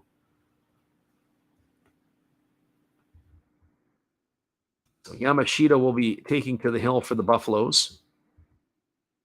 His perfect 4-0 record on the line. And there is a fastball swung on. This ball is belted to deep right field, moving back onto the warning track. But having room and making the catch is going to be the right fielder, Shota Dobayashi. And that is going to retire Chano. Chano just missed it. He just got a little underneath it. Gave the crowd a little bit something to get excited about, but he is going to be retired for the second out of the inning, and that's going to leave it up to Kotaro Kobayashi.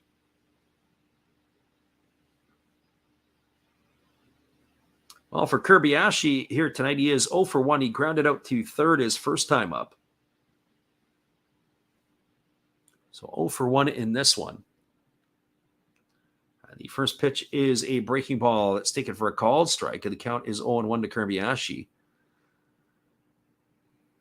Kobayashi batting .239 on the year, and he swings through a breaking ball, and the count now goes to 0-2. Aaron Curry is looked masterful tonight, able to keep the hitters off balance all night long. No balls and 2 strikes. And now he kicks and delivers. It is a breaking ball missing down and away, and the count goes to 1-2 on Kobayashi. Carp and Buffaloes locked up at zeros here in the bottom of the 5th inning. The Buffaloes are batting here with a 1-2 count on Kobayashi.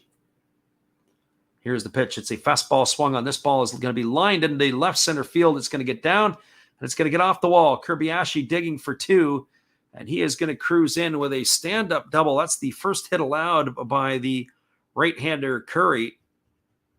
And that is going to put Kobayashi at second with 2 gone, and it'll bring up the top of the order, Taishi Haruka. And that will be 4 2/3 of no-hit innings gone by the wayside.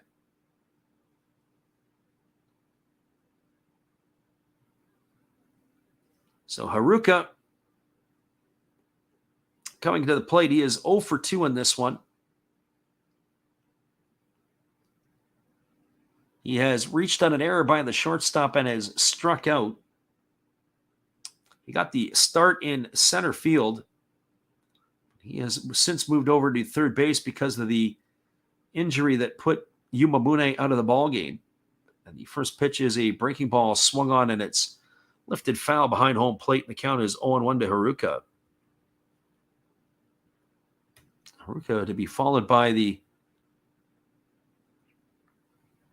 newly inserted Tomoya Noguchi. So no balls and 1 strike. As Haruka is waggling the bat, waiting here on the offering from Curry. Runner at second, Kobayashi, 2 gone here on the bottom of the 5th inning. Right-hander kicks and delivers. It's a fastball that misses down. Good stop there by Sakakura. Runs the count to 1-1. So 1 ball and 1 strike. As we said, pretty good supporting section for the Buffaloes, but outside of that, the attendance is pretty weak around the ballpark.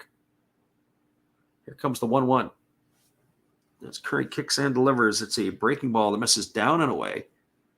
The count now goes to 2-1.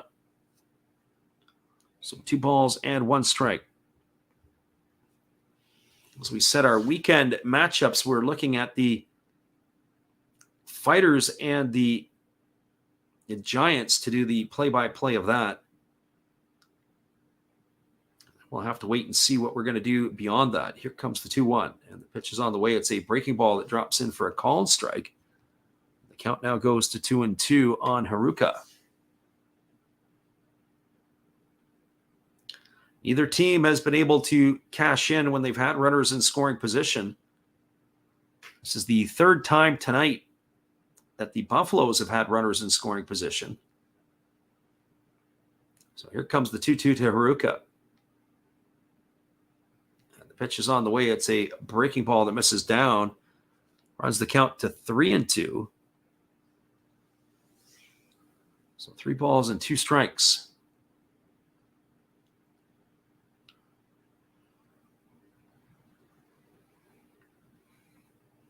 Haruka digs in, taps the plate. Now he's ready here for the payoff pitch from Curry. Pitch number 72 about to happen. As Curry works to the set position and now delivers. It's a breaking ball swung on and tap foul right at home plate. Right into the catcher, Sakakura. It's going to keep the count at 3-2. So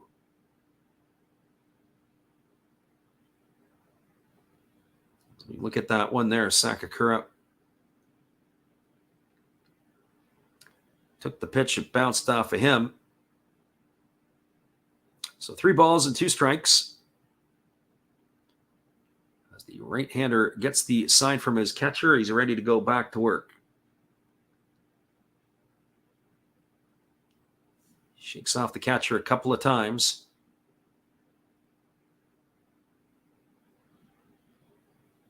And here we go again. 3 balls and 2 strikes.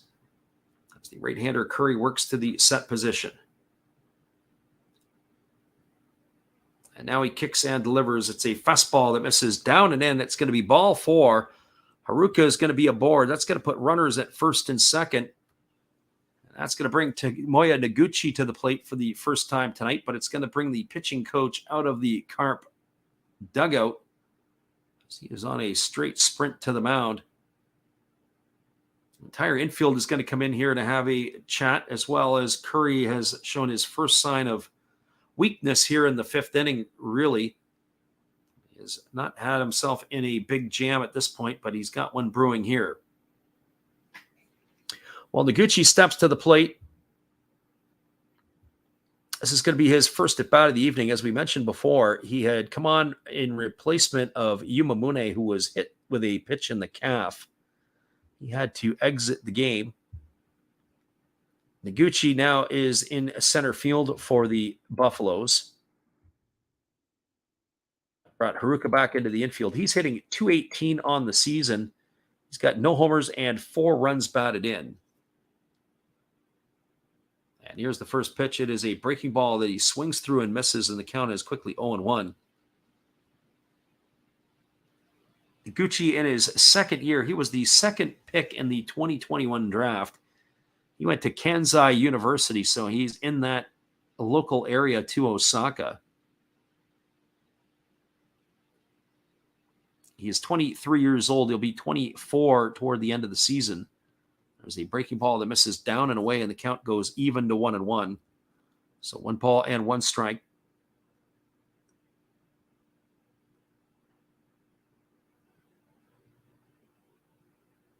So 1 ball and 1 strike it is.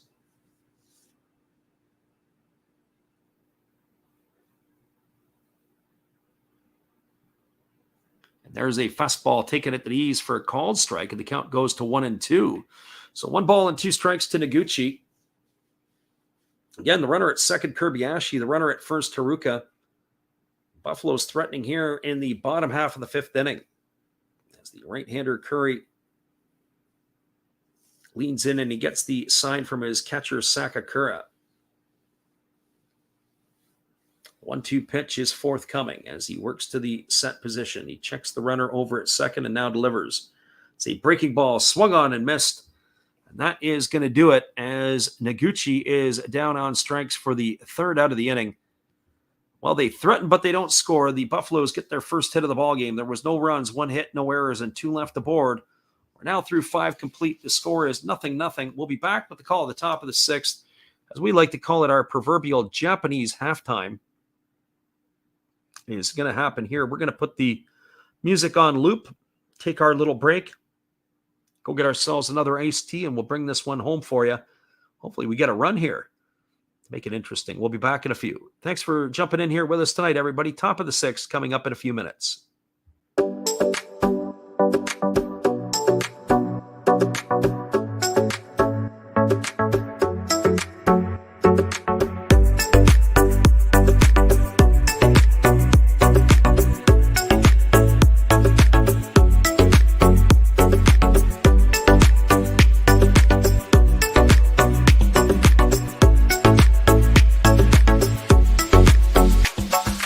All I want, all I want, me.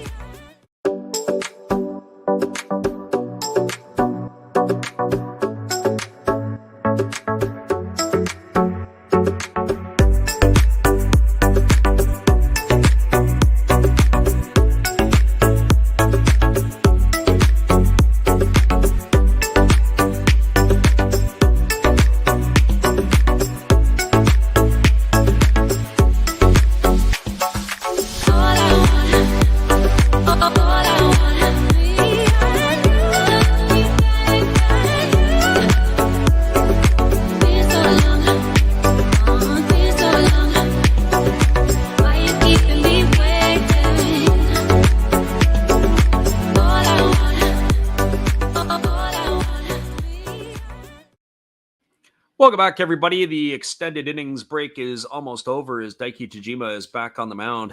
And he is doing his warm-up tosses as we're going to begin the sixth inning. Give the scores from the out-of-town scoreboard as there is no score in this one.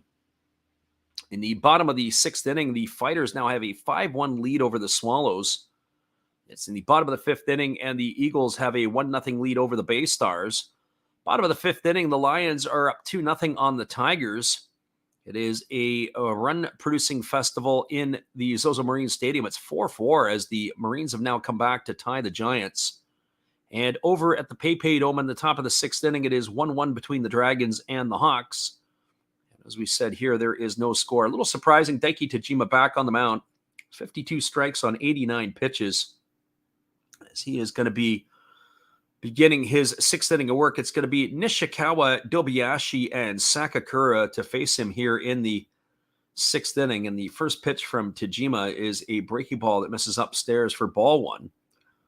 Nishikawa is 1 for 1 tonight. He's got a double, and he's also drawn a walk.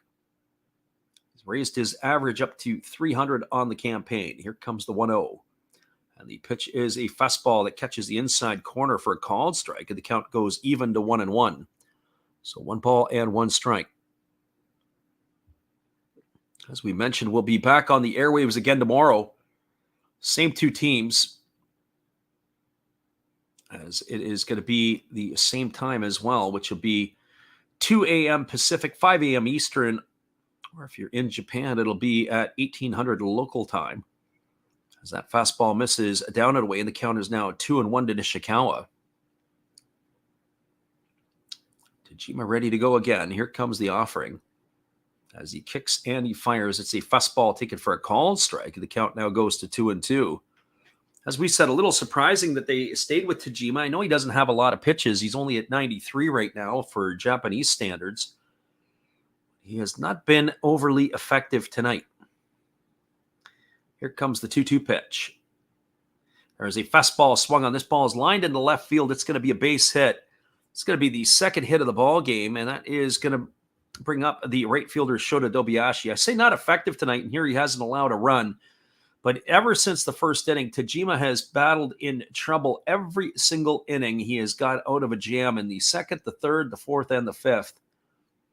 And here he has allowed the leadoff hitter to get on. And I will say this is the first time tonight, the second time tonight, first time since the third inning that the leadoff hitter has reached base for the Carp.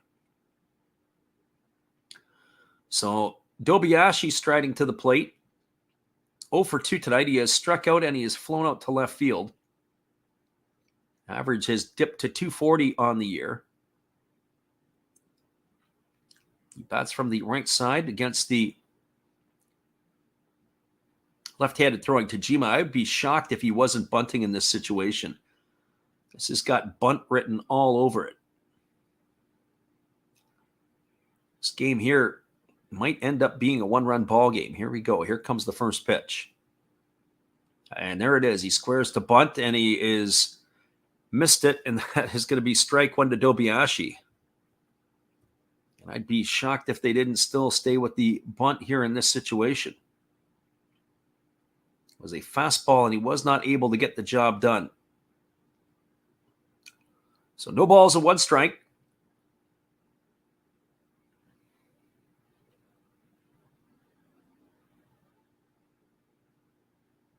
As the left-handed pitcher, Tajima, works from the set position. Here's the pitch.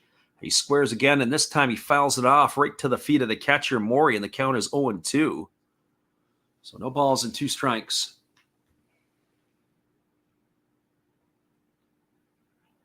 Let's see if the Carp keep the bunt on in this situation. Sometimes the teams, even if you got 2 strikes on you, they're going to continue to bunt. As far as I'm concerned, I'd keep it on here as well. I'm not necessarily impressed by how some of the players have been swinging the bat in this one. So let's see what happens. Here's the pitch. No, they've taken it off. It's a fastball that misses upstairs. Count is 1-2. You let the hitter off the hook. Bunting 1 foul and then bunting through a pitch, or bunting through a pitch and then bunting 1 foul. Dobiashi not getting the job done. Little things here make the difference. Here comes the 1-2. Tajima kicks and delivers. It's a fastball missing down and away, and the count now goes to 2-2. Keeping track of the full counts here tonight. And by our record, or by my record, only 3 times tonight has the count gone full on the Carp hitters. We're approaching possibly another opportunity here. Pitch number 99 on the way. As the lefty comes to the set and now delivers. It's a fastball swung on. This is lifted into deep right center field. Moving over underneath it is Chano. He makes the catch, and he's going to fire it back in. And that is going to retire Dobiashi for the first out of the inning. So Dobiashi not able to get the job done to advance the runner. That's going to retire him for the first out. That's going to bring up Shogo Sakakura to the plate. For Sakakura tonight, he has been aboard twice. He doubled in the second and walked in the fourth. So officially 1 for 1 in this one.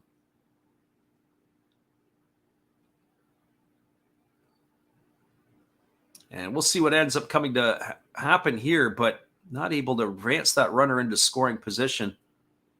A good piece of hitting there by Dobiashi. Poor bunts, and then he is able to get the ball on the ground to advance the runner along. There's a first pitch fastball that misses up and away for ball 1. The count is 1-0.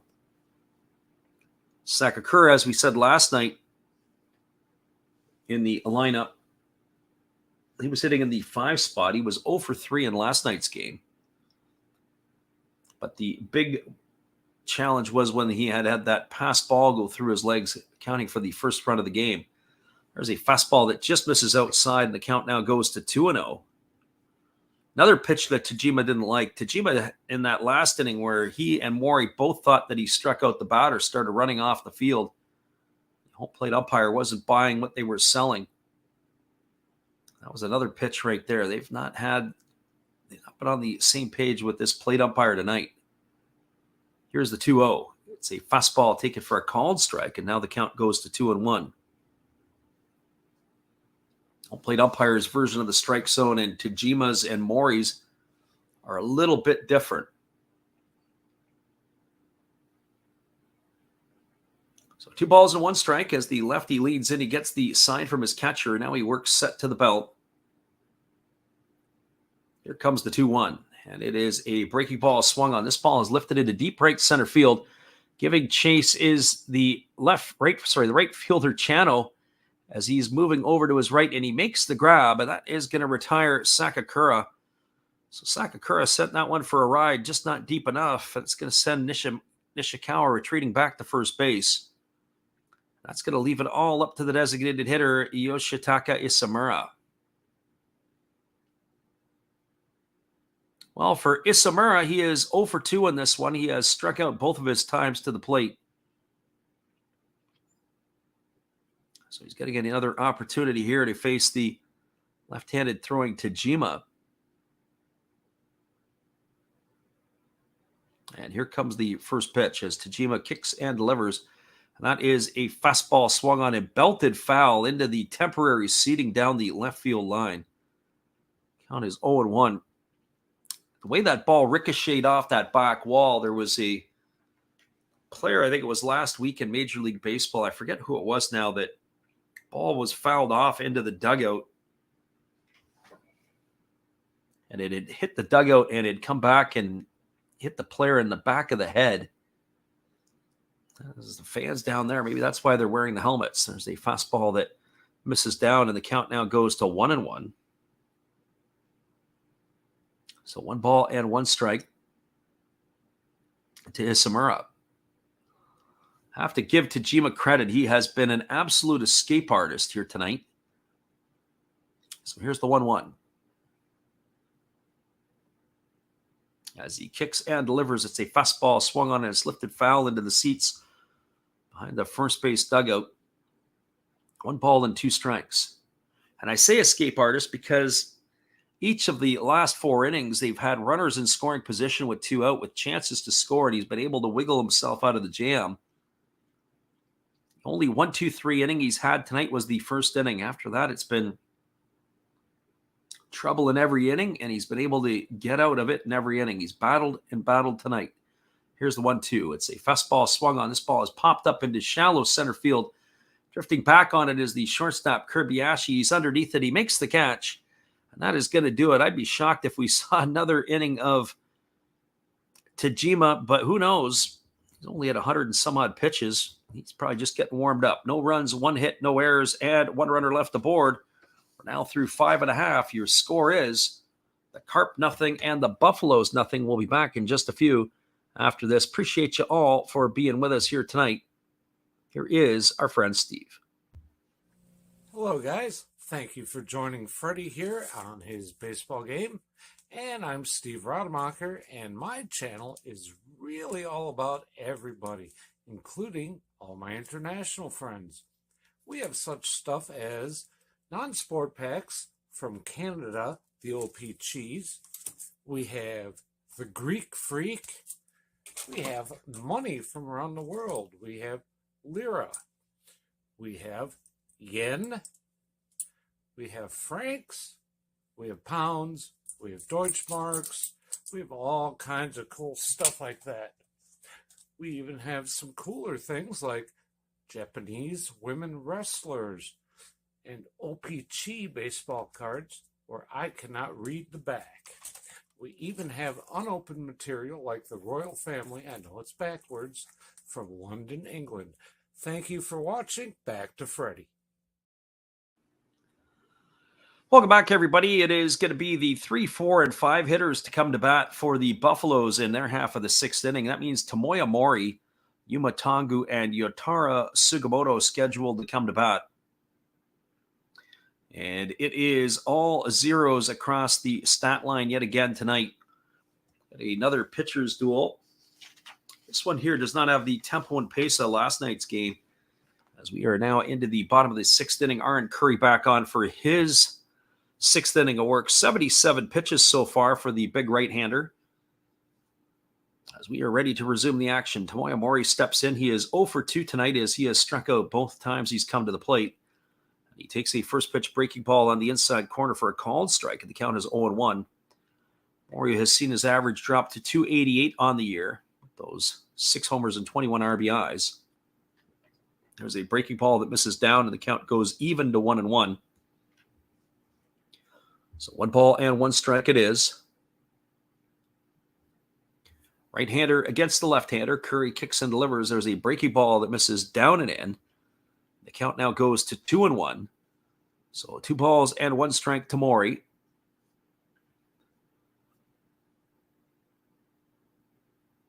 The right-hander is ready to go yet again.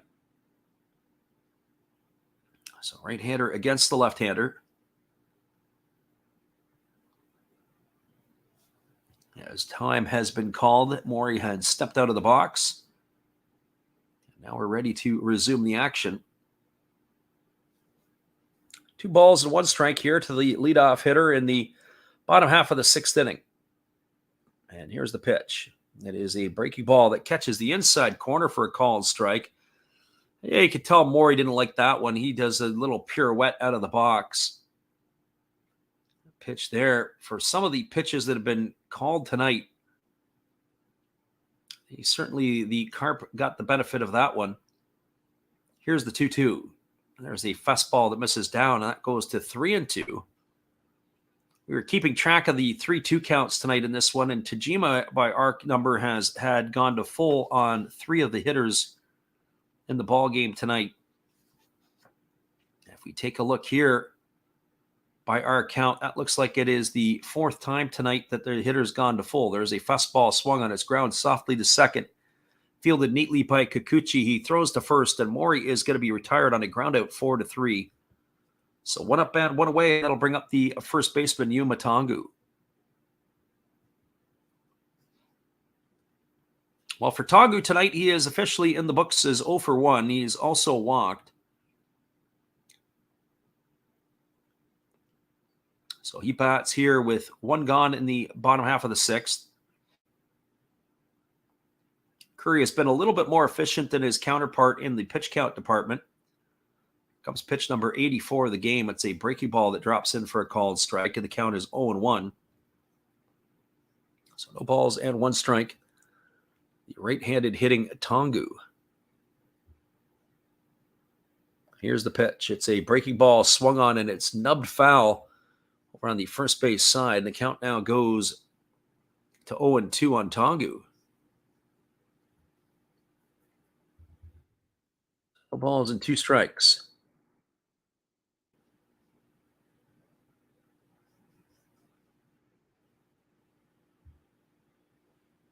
Tongu looks like he's got to go get himself a new bat. The way that one was struck, it looked like it had trickled off. So no balls and 2 strikes. As Tongu here is waiting on the offering from the right-hander Curry. We can pretty much say this is going to turn into the battle of the bullpens here in a few moments. Here's the 0-2. It is a fastball swung on. It is lifted foul into the seats over down the first base line, and the count is going to remain at 0-2.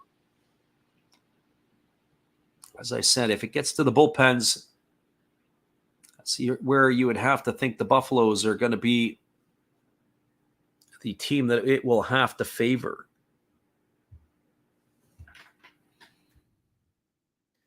So here comes the 0-2. It is a fastball swung on. This ball is lifted down the right field line, giving chase into the corner and up against the wall, and making the catch is Dobiashi.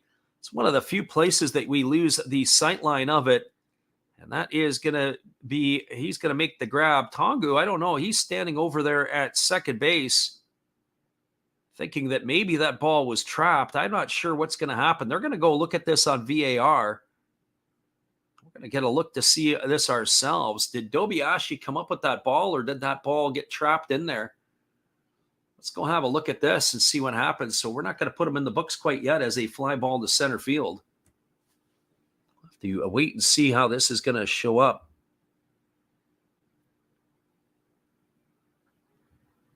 We're going to look at that again. What's the angle on the replay? Dobiashi, as it comes there, it looks like it hit. Did he catch it? Yeah, I think he got it. Tongu seems to think that he may have trapped it up against the wall, but I think he's made the grab there easily on that one. I still think, well, it's going to be a close call, but I think that Dobiashi has made the grab. It's almost like the old Metrodome where they have like a garbage bag. That's how it looks like when he runs into it. But as far as I'm concerned, I think Dobiashi makes the grab. I don't think that's going to be overhauled here. We're going to look at it again. The replay is not the clearest, but I think he has made the grab on that one. Not necessarily the best angle of his glove, but I'm pretty confident that we're going to be seeing this as the right-handed. Here comes the umpire. This is a quick decision. So he has come up and the right hand goes up. That is going to retire Tongu for the second out of the inning. So 2 away, and that's going to leave it all up to the designated hitter, Yataro Sugimoto.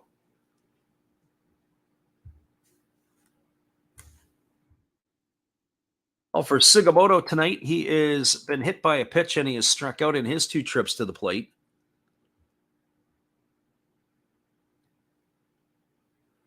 So Sugimoto standing in here, ready to face the first offering from the right-hander Curry. And there's a first pitch fastball swung on. This ball is lifted into shallow right field. This time, a lot easier play for Dobiashi. He's underneath it, and he makes the grab. And that is going to do it. He is going to be gone for out number 3. So no runs in the inning. There were no hits. There were no errors, and there was nobody left aboard. We are now through 6 complete.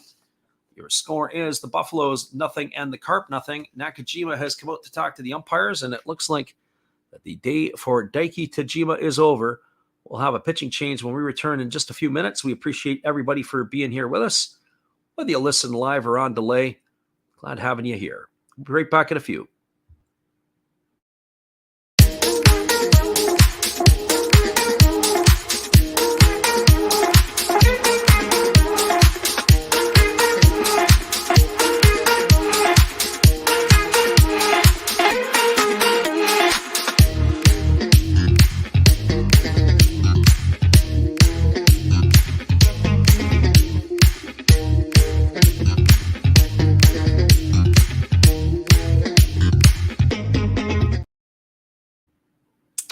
We got an innings break here as we're moving to the 7th. 0-0 is the scoreline. We have a pitching change coming up, and we'll be back in a few with that for you. Hang tight, everybody. We'll be right back after this.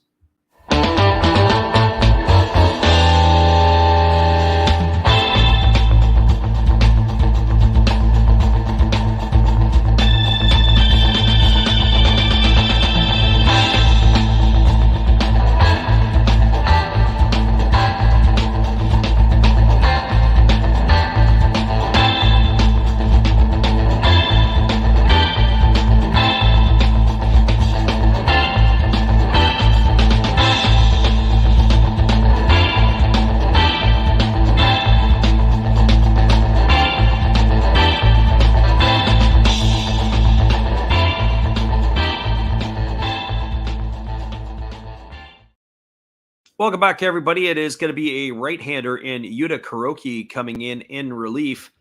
Not sure that this was the fella that I would have been anticipating that they'd have been turning the game over to at this point in the 7th inning. But it is going to be Kuroki coming in. He is working his 6th ball game of the year. He's got a 1-2 record.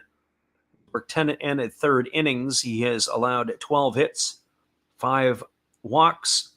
He has struck out 10, and he's given up 5 runs, all of which have been earned, and he's got an ERA of 4.35. So he is coming in here. It's his 4th season with the Buffaloes. He's going to be facing the 9-1-2 hitters in the order. It's going to be Tanaka, Kikuchi, and Umeto to come to bat here. And the first pitch is on the way. It is a fastball that misses down for ball 1. The count is 1-0. The pitchers that I would think that they're going to turn to at some point here for the Buffaloes would be Waguespack, Higa, Honda, all of those guys, but we have not yet to see them. There's a fastball that misses down, and the count is now 2-0. One name that is noticeably absent from the game sheet, or a couple of names, is number 1 is, in my opinion, is Urasawa. He is not on the game sheet. Nor is Hirano, the normal closer. There's a fastball that misses outside. That's going to be 3 balls and no strikes here to Tanaka. So those would have been the ones that I would have guessed, or I would have thought would have been maybe considered as well. Here comes the 3-0 pitch. There's a fastball that misses down, and I got to say the Buffaloes need to get their bullpen going pretty quick because there were 4 pitches and none of them looked like they were anywhere close to being a strike. Well, that puts Tanaka to first. It's going to bring Kikuchi to the plate, and I would have to think we're going to be thinking about a bunt situation here. Kuroki is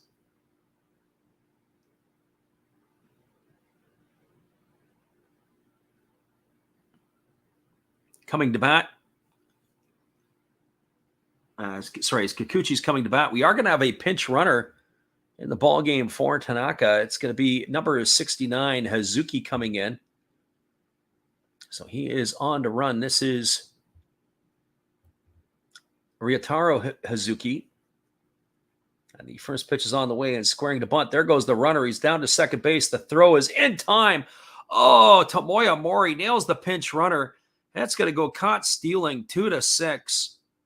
He's retired for the first out of the inning. Oh, the Carp just can't catch a break. They got a runner on, and the next thing you know is they try to steal him over, and he is gunned down. Oh, boy.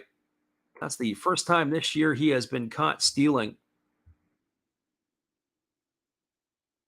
On is Hazuki. Here comes the next offering up to Kikuchi, and it's going to be a fastball that misses down for a ball, and the count goes even to 1-1.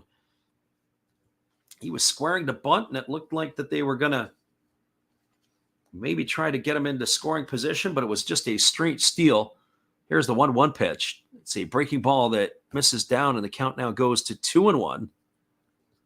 So 2 balls and 1 strike.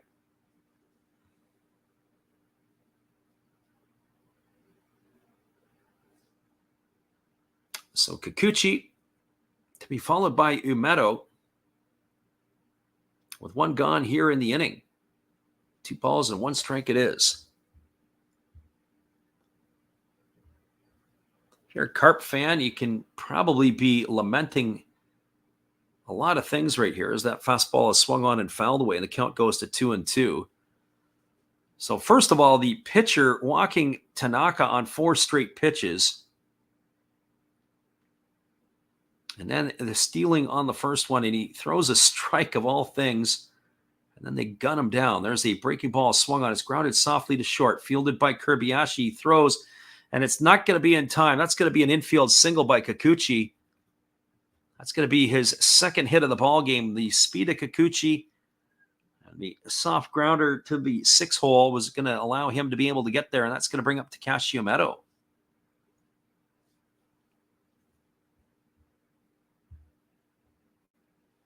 Well, for Umeto, tonight he is 0 for 3. He has popped to the second baseman, and he has grounded out twice. Actually, he lined out to the second baseman rather than popped out.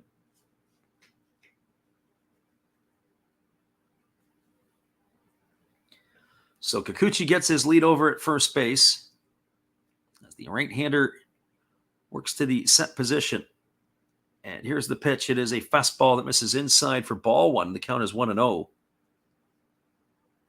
So 10 pitches so far here for the right-hander, and he has only thrown 3 strikes. So it's just a matter of time if you have to wait him out here. He is not pitching very effectively, is the right-hander here. Here's the pitch. It's another fastball that misses down, and the count now goes to 2-0. So I don't know what the Buffaloes brass is waiting for. They better have somebody up and throwing quickly here because it could get away on them in a hurry. You can just see that the pitcher doesn't have it here tonight. Kuroki is struggling to throw strikes.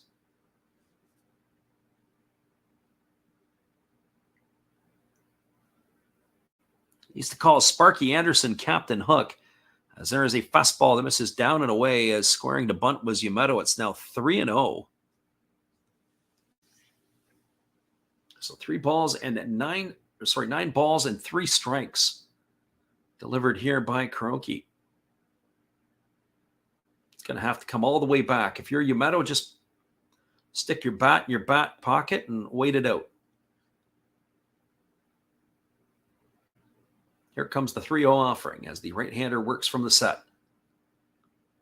And now he kicks and delivers, and that's exactly what Umeto did. He literally took a step backwards to watch that fastball come across for a called strike, and the count is 3-1. And it wasn't not necessarily a convincing strike either.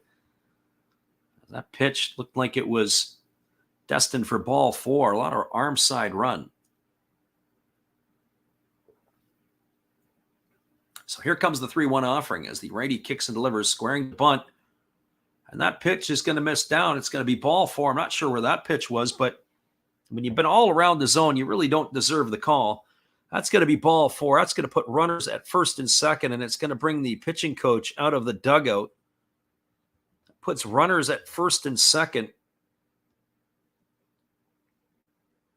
As we say, 14 pitches, 10 balls and 4 strikes.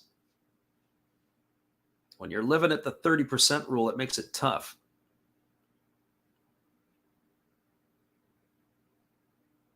And that is going to bring up Shogo Akiyama to the plate. Akiyama tonight is officially 0 for 2. He has popped out to third. He struck out and walked in his 3 trips. So Kuroki is bouncing up and down, looks like a boxer who just got himself a standing 8 count, and he's ready to go. Showing everybody that he's fresh. While Akiyama here batting with runners at first and second, 1 gone. Averages dropped to 354 on the season, a couple of homers and 20 RBIs. Here's the first pitch. It is a split figure pitch. It swung on and missed. The count is quickly 0-1. I have to say, I don't know if Akiyama was guessing there or not. That pitch was definitely out of the zone. He had helped the pitcher out for sure.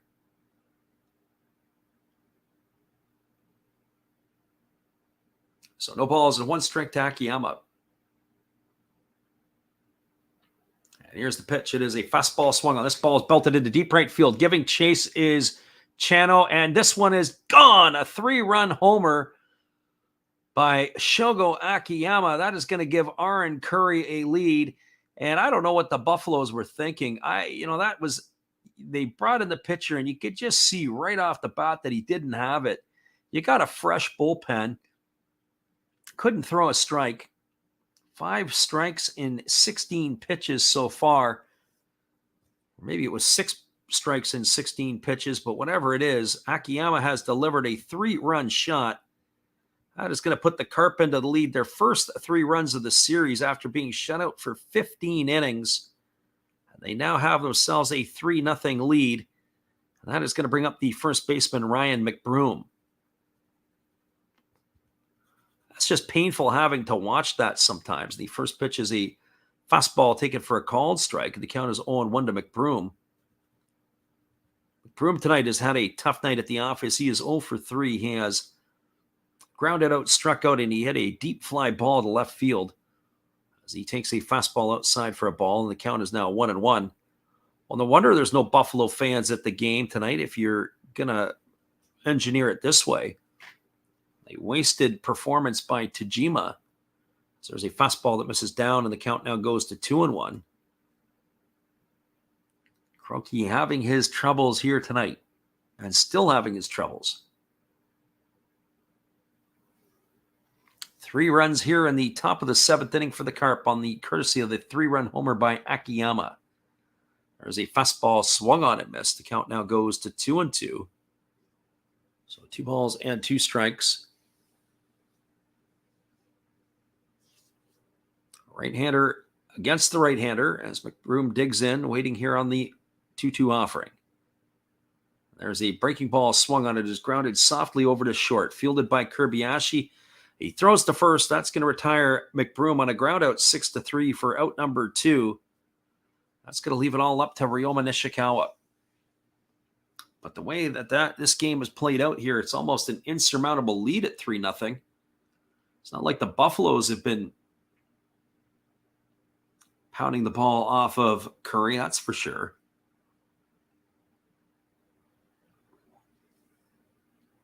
Lots of excitement for Curry as he now has a lead to pitch with.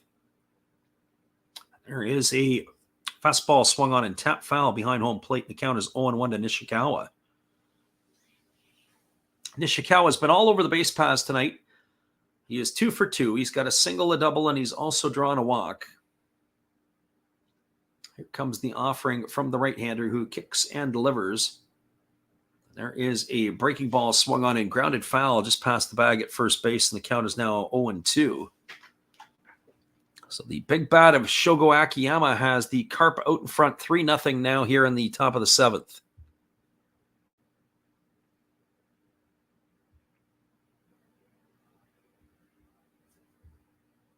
And here comes the 0-2 as Kuroki ready to deliver again. And the pitch is a breaking ball swung on it, is tapped slowly over to first. They're going to have to hurry, and they say he's out. I don't know if they got him or not. This one, if they got any challenges left, yeah, if I'm the Carp, I'm going up to have a look. And they are going to have a look. I think the pitcher got over there too slow, and I don't know if he won the race to the bag. I think the umpire got that one wrong, but we're going to see here on the replay, and we're going to check it out in a moment. So hang tight, everybody. We're going back under the hood again. This has got to be one night that we've seen the most replays. This has got to be replay number 4 or 5 already here. We're going to get our chance to look at the replay. This one might be a quick one. It was a chopper to the right side of the infield. The first baseman, Tongu, does a good job. Throws it over to first. We're going to see here, did the pitcher get to the base in time? Oh, I don't think so. I think this is going to get overturned again. I think we're going to have I think it's not going to happen here. That's going to be an infield hit for Nishikawa, I would think. Let's see what the umpires have to say on this one, but I have a feeling the pitcher had to reach back, and I don't think he got the bag in time. Ooh, that's going to be a tough call. Looked like he missed it the first time, got it the second time, but I don't think he was able to get his foot down before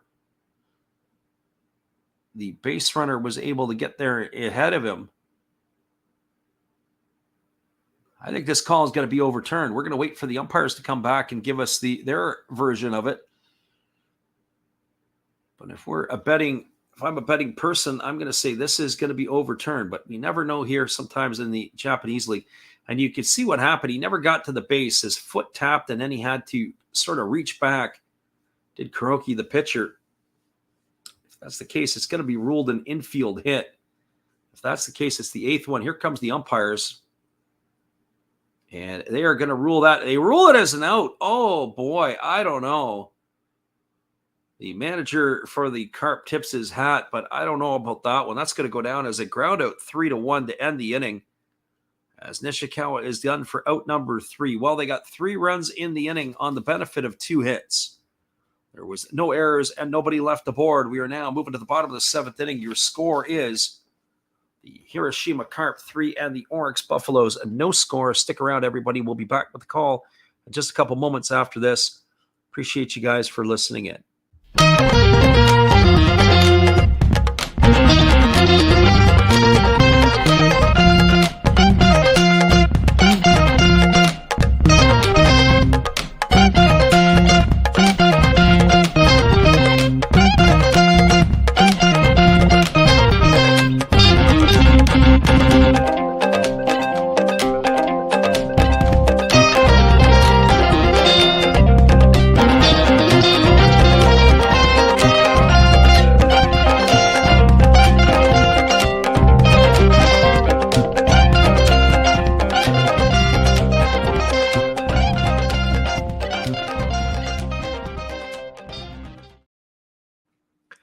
Welcome back, everybody. It is going to be the 6, 7, and 8 hitters to come to bat. That means it's going to be Masahiro Nishino, Kai Nakagawa, and Takamasu Chano to come to bat. And we'll see how this one is about to play out. As that is going to be... So the Carp here now have a 3-1 lead. And so if you're in Carp land, they are pretty pleased and happy about it for sure. So Nishino is 0 for 2 in this one. He's bounced into a fielder's choice, and he is grounded to the first baseman. So he'll be facing Aaron Curry for the 3rd time here. Only 1 hit in this one here for the Buffaloes, and that came courtesy of a double by Kotaro Kobayashi back in the 5th inning. So Curry now has a lead to pitch with. So he's just completing his warm-up tosses, and we'll be ready to resume the action in just a couple moments.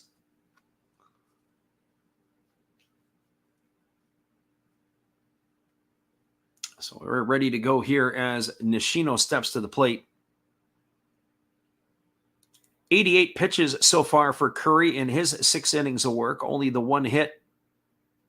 He does have 6 strikeouts to his name.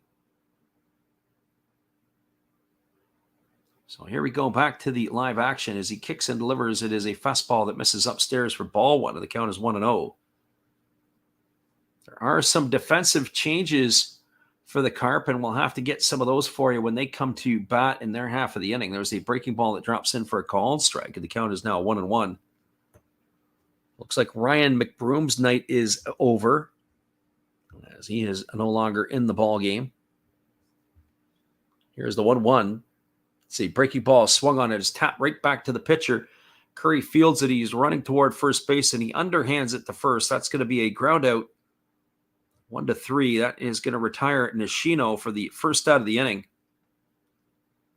So 1 away, and that's going to bring up the left fielder, Kai Nakagawa.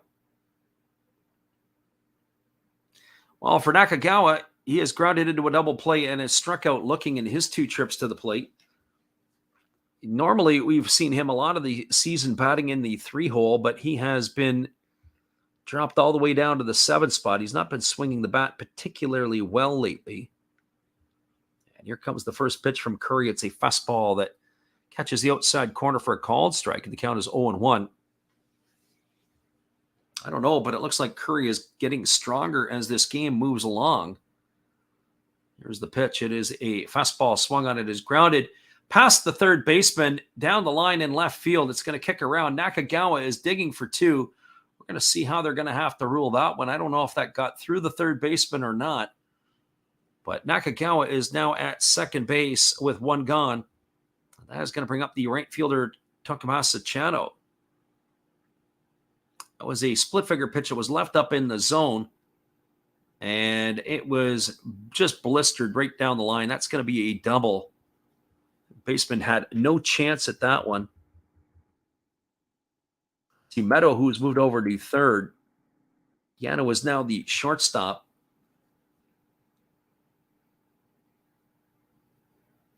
Nirasawa has gone into play first base now at this point. There's been movement around the infield as he has entered the game for the third baseman at the time, Tanaka. There is a first pitch fastball swung on. It's grounded over to first, fielded neatly by the first baseman, Nirasawa. He's going to step on the bag. It's going to go down as a ground out to three. Chano has been retired. It's going to advance Nakagawa over to third base. So Chano gone for the second out of the inning, and that is going to bring up the shortstop, Kataro Kobayashi. Well, for Kobayashi, he is 1 for 2 in this one. He's got a double in 2 trips. And here's the pitch. It is a fastball taken for a called strike, and the count is 0-1. So no balls and 1 strike to Kobayashi.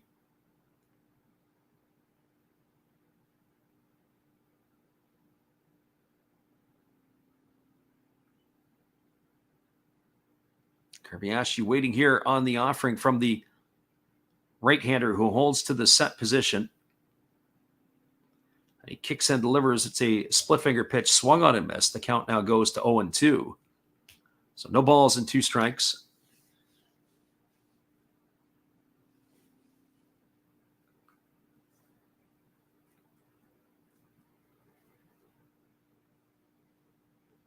So the right-hander ready to go back at it again.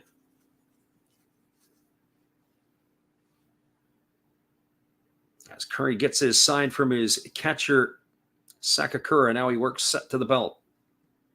Here comes the 0-2. It is a breaking ball swung on. This ball is lined into right field. It's going to get down for a base hit. Buffaloes are going to cash a run in as Nakagawa comes across to score, holding with a single and his second hit of the game for Kobayashi. It's an RBI single. That's going to cut into the lead. It's now 3-1 as Nakagawa comes across, and that's going to bring up the top of the order in Taishi Hiroka.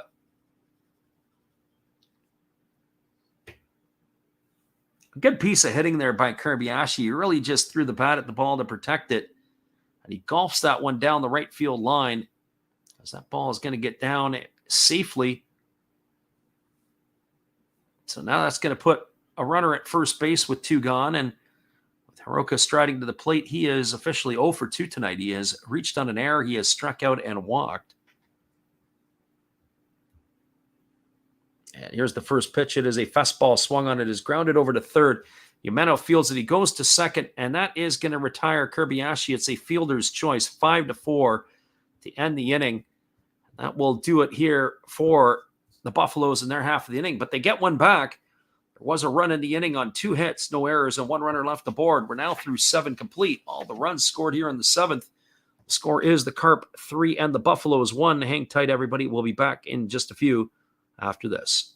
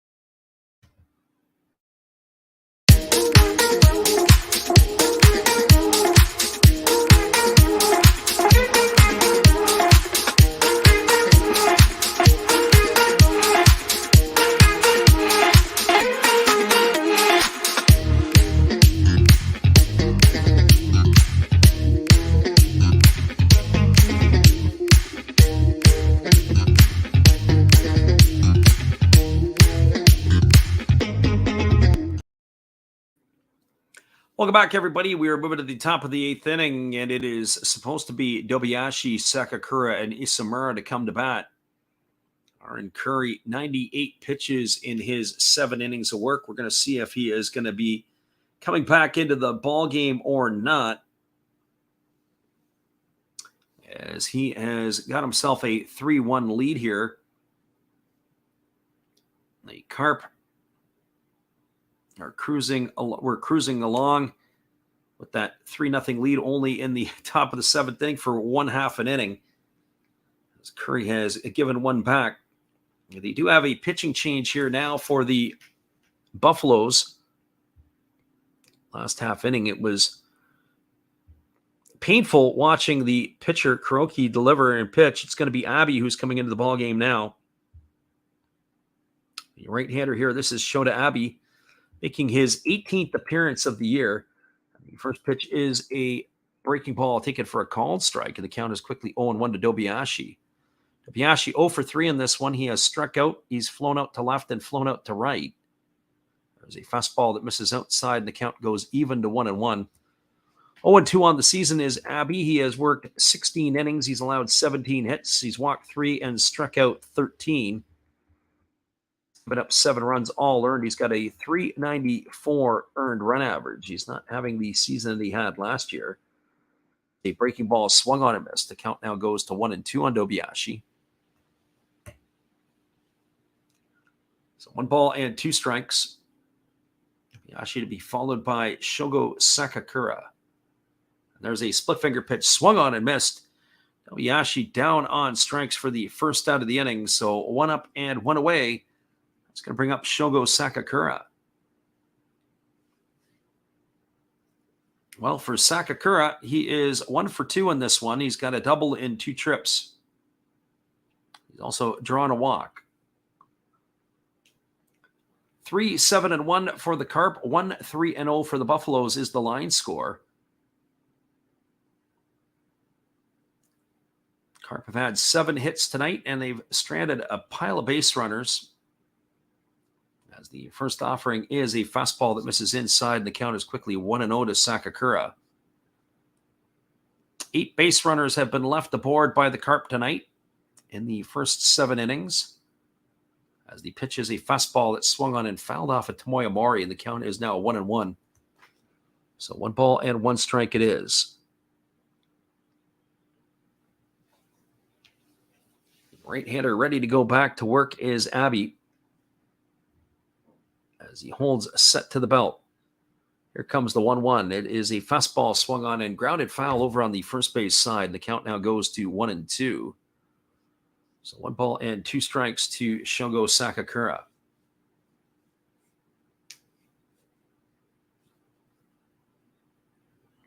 Right-hander ready to go again, and as he holds set to the belt, here's the pitch from Abbey. He kicks and delivers. It's a fastball swung on. It is pop foul. It's going to reach the seats behind home plate, and it keeps the count at 1-2 to Sakakura.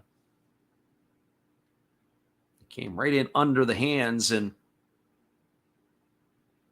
that ball was popped up behind home plate. So 1 ball and 2 strikes. Here comes the offering. As the right-hander kicks, and he delivers. It's a fastball waved at and missed. Sakakura goes in the books. That's 2 strikeouts here for Abbey in his brief appearance here. That is going to bring up the designated hitter, Yoshitaka Isamura.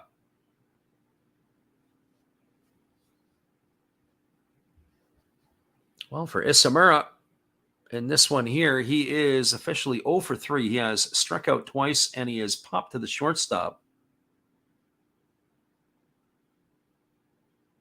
We still think it is Isamura coming up here unless they are making a change. Here comes the first pitch. It is a fastball swung on. It is grounded softly to second. Fielded neatly by the second baseman, Nishino, who throws to first. That's going to retire Isamura on a ground out. 4-3 for the 3rd out of the inning. And the Carp go quietly in their half of the 8th. There was no runs, no hits, no errors, and nobody left aboard. Stay tuned, everybody. It looks like we are going to have a pitching change. We'll be right back in just a few after this. 3-1 is your scoreline as we move to the bottom half of the 8th inning.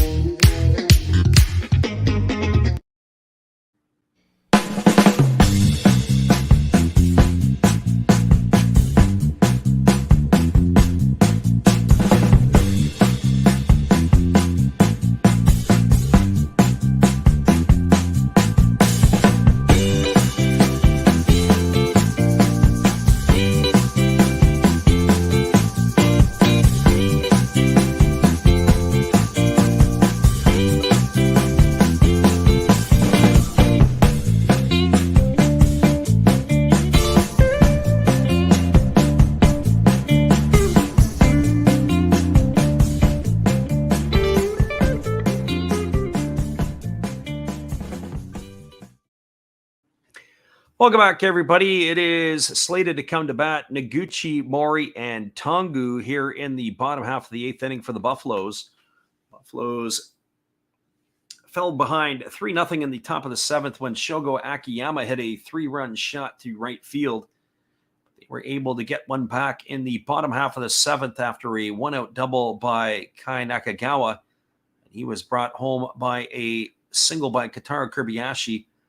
It was a 3-1 ball game. We do have a pitching change for the Carp as they are going to the bullpen for the first time today.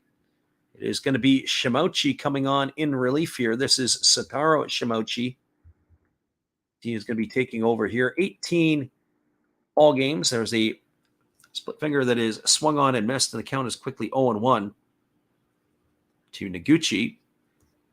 Noguchi struck out his only time up. He is 0-1 in this one. But Shimouchi, 1 win and 1 loss on the season, 15 and a third innings, 16 hits allowed, 2 walks, 17 Ks. He's got himself an ERA of 1.76 as there's a split finger pitch swung on and missed. The count now goes to 0-2 on Noguchi. The word I would use to describe Noguchi is confused. So no balls and 2 strikes. As the right-hander leans in and he gets this sign from his catcher, and now he's ready to go again. Here comes the offering as the pitch is on the way. It is a split finger pitch swung on and grounded foul just past the bag at first base. That's going to keep the count at no balls and 2 strikes. We're getting into the deep water here as we are in the bottom half of the 8th inning. The Buffaloes find themselves behind by a pair of runs. 3-1 the score line here. Shimouchi leans in and gets the sign from his catcher, Sakakura. Here comes the pitch. It is a breaking ball that misses down and away, and the count goes to 1-2. So 1 ball and 2 strikes it is. As we said, we'll be back on the airwaves again tomorrow for these same 2 ball clubs. The third and final game of the set. The third and final game of the Interleague series. Here's the 1-2. It's a fastball that misses upstairs. The count now goes to 2-2. So 2 balls and 2 strikes.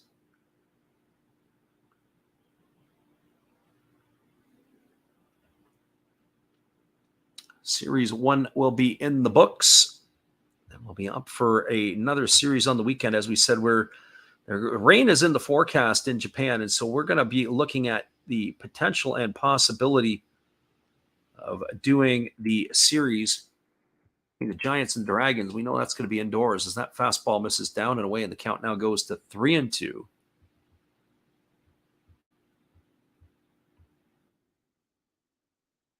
They entered the Interleague play. The Tigers were in the top spot in the Central League. The Marines top spot in the Pacific. Not sure I saw that coming. There's a fastball swung on. It's grounded over to short. Fielded neatly, thrown to first, and that is going to retire Noguchi on a ground out 6-3 for the first out of the inning. So 1 up and 1 away, and that is going to bring up the catcher, Tomoya Mori. The new shortstop is Yano, by the way. As we said, there was some movement around Masaya Yano. Third-year shortstop. The 24-year-old made himself a nice little play there. Here comes the first pitch to Mori as he kicks and delivers. Shimouchi blows a fastball by him for strike 1, and the count is 0-1. Mori tonight, 2 strikeouts and a groundout. 0-3 in his trips to the plate. Only 3 hits for the Buffaloes in this one, 2 of which are owned by Kotaro Kobayashi. The other is by Kai Nakagawa.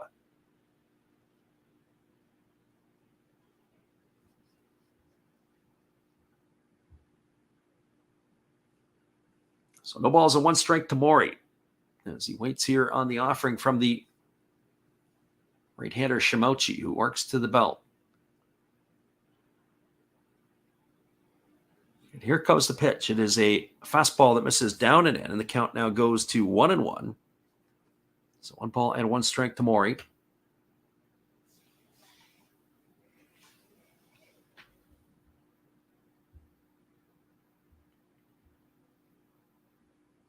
News and notes from around the NPB as the pitch is on the way. It is a fastball that catches the outside corner, and the count now is 1-2. SoftBank Hawks hitter Naoki Sato had struck out 8 consecutive at-bats, tying the record for a non-pitcher. That was done by 3 others previous. We haven't checked in to see if Sato broke that string tonight, or if he's even in the ball game for the Hawks. You want to get that one off your back as quickly as possible, one would think. And there's a fastball taken at the knees for a called third strike. Maury stood there like the house by the side of the road, watched that go by for out number 2. So 2 up and 2 away, and that's going to leave it up to the first baseman, Yuma Tongu.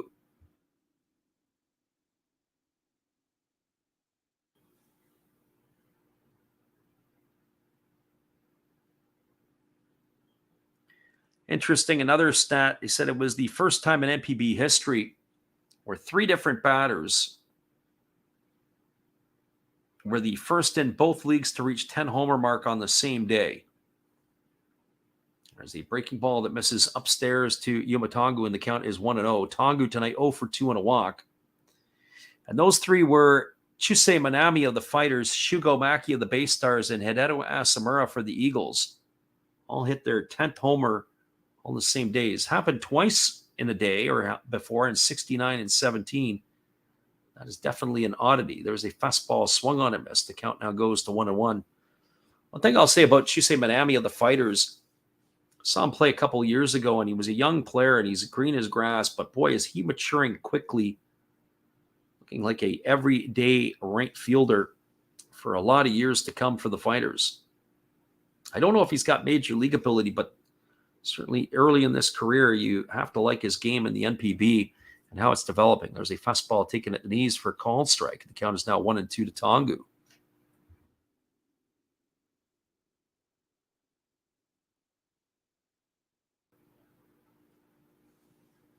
One of the other things that was of interest yesterday is the Dragons pitcher Yuki Hashimoto drilled 3 consecutive SoftBank players in the same inning. There's a breaking ball swung on and fouled away, and the count remains at 1-2 to Tongu, tying the NPB record for hit batters in an inning. 12th player in history to do it, and just the 3rd to hit 3 consecutive batters. That's a dubious record that you don't want attached to your name, but now Yuki Hashimoto has it attached to his. So 1 ball and 2 strikes here to Tongu as he bats here with 2 gone in the bottom of the 8th inning. And Shimochi kicks and delivers. There's a fastball swung on. It is grounded over to short, and it is fielded neatly by the shortstop Yano, who throws to first. And Tongu is going to be retired on a ground out 6-3. That is going to do it here for the Buffaloes in their half of the 8th inning. No runs, no hits, no errors, nobody left aboard. We're now going to the top of the 9th. Looks like we're going to have ourselves yet another pitching change. Your score is the Carp 3, the Buffaloes 1. Hang tight, everybody. We'll be back in just a few with all the action after this.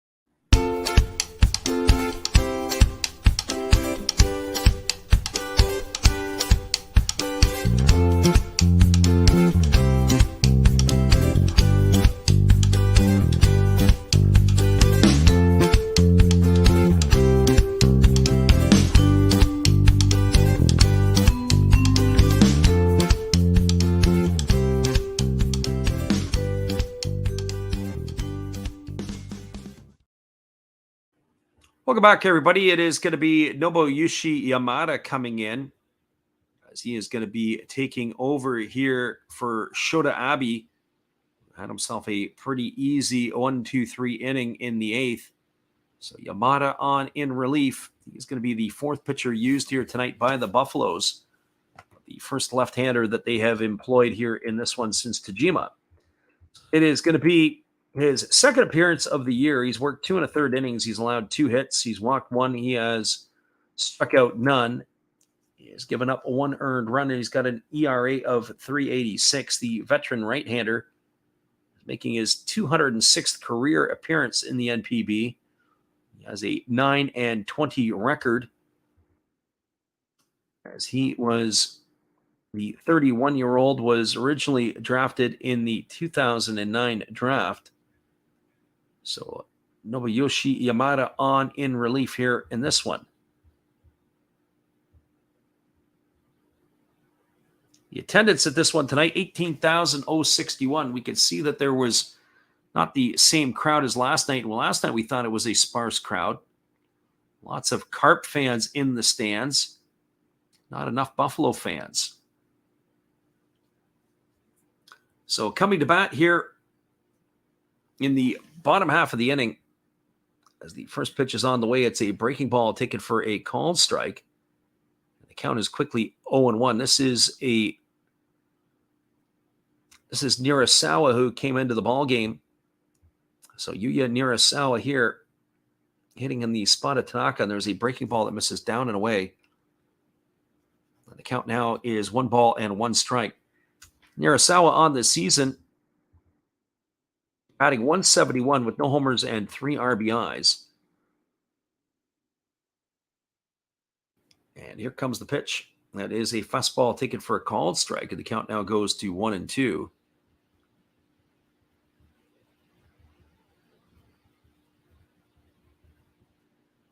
So 1-2 strikes to Nirasawa as the lefty Tanaka holds at the chest. And the 1-2 is on the way. It's a fastball taken for a called third strike. And that is going to retire Nirasawa for the first out of the inning. So 1 away, and that's going to bring up the top of the order in Ryosuke Kikuchi. So 1 up and 1 away. Kikuchi strides to the plate. He is 2 for 3 in this one. He's got a couple of singles. He's scored a run. He has popped out to third. He's also had a sacrifice bunt.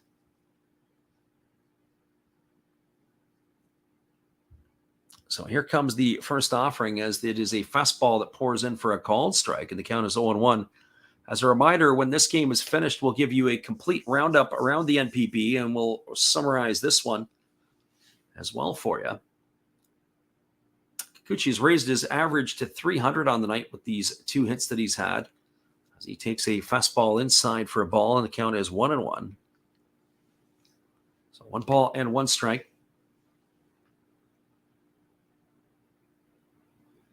Left-hander against the right-hander.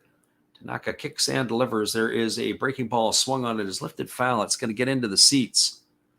The count is 1-2. So 1-2 strikes.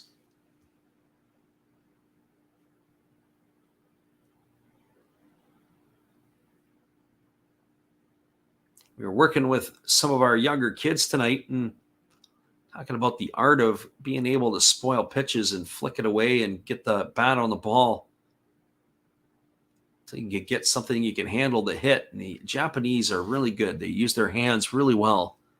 So that fastball misses outside, and the count now goes to 2-2. You watch the Japanese hitters work. They do a great job getting into 2 strikes situation, flicking their wrists at the ball. There's a fastball swung on and missed. That is going to retire Kikuchi, as he is going to be gone for out number 2. So 2 up and 2 down via the strikeout. But if you actually sit back and count the number of foul balls with 2 strikes that the Japanese hitters have, it's pretty impressive. Just fouling pitch after pitch after pitch away. Well, that's going to bring up Takashi Umeto. He started at shortstop tonight. They bounced him over to third base. when Tanaka left the ball game. Here's the pitch. It is a fastball swung on and missed. He screwed himself right into the ground. Count is quickly 0-1. Meadow in this one here is 0 for 3. He's grounded out twice and lined out to second. He's also walked and scored a run back in the 7th inning. Here's the 0-1 from Tanaka, and it's a fastball that piles in for a call strike, sort of from Yamada, and it's a call strike. The count is 0-2. So no balls and 2 strikes. Left-hander against the right-hander as Yamato finds himself in the hole at 0-2. Yamada delivers. It's a fastball that just misses down. That would look like a pretty good pitch. It's going to run the count to 1 ball and 2 strikes.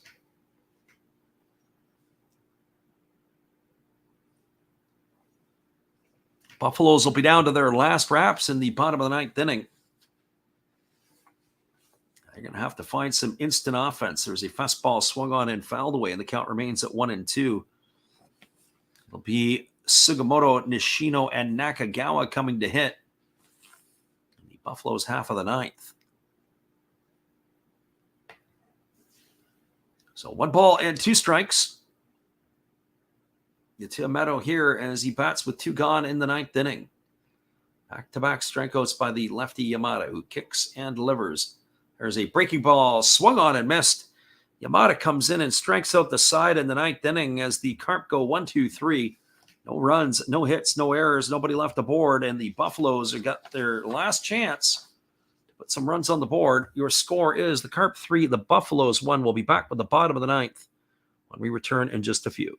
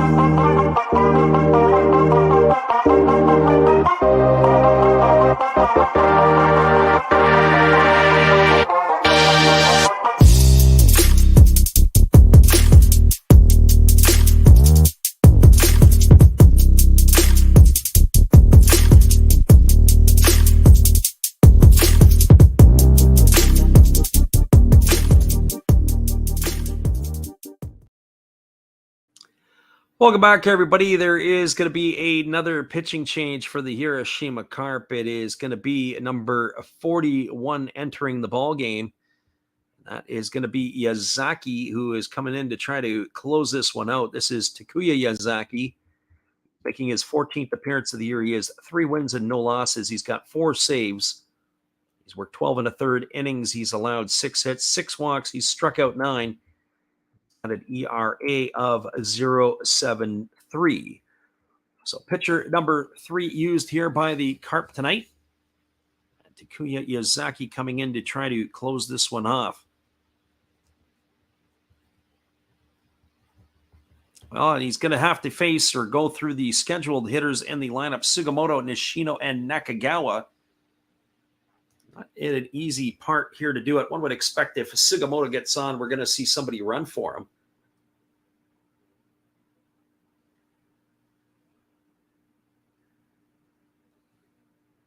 So here comes the first pitch from the reliever Yazaki. It's a fastball that's taken for a called strike, and the count is 0-1. So no balls and 1 strike. Right-hander Yazaki kicks and fires. It is a breaking ball swung on and missed, and the count now goes to 0-2. So no balls and 2 strikes to Sugimoto.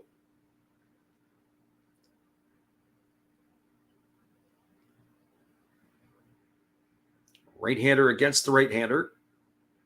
The pitch is on the way. It is a breaking ball that misses down. They appeal to the first base umpire, but they say Sugimoto didn't go, and that's going to run the count to 1-2. So 1 ball and 2 strikes it is. There's already a couple of finals around the NPB, and this one is approaching its final here as well. As we said, we'll give it a roundup when this one is done in just a few. Here comes the 1-2. It's a fastball that misses down, and the count now goes to 2-2 on Sugimoto. So 2 balls and 2 strikes. Carp versus Buffaloes for May 31st. Those of you who are listening in with us, we appreciate you for listening to the live, or those on delay. As there's a breaking ball that misses down, and the count now goes to 3-2. So Sugimoto was in the hole 0-2. Now he has worked the count full.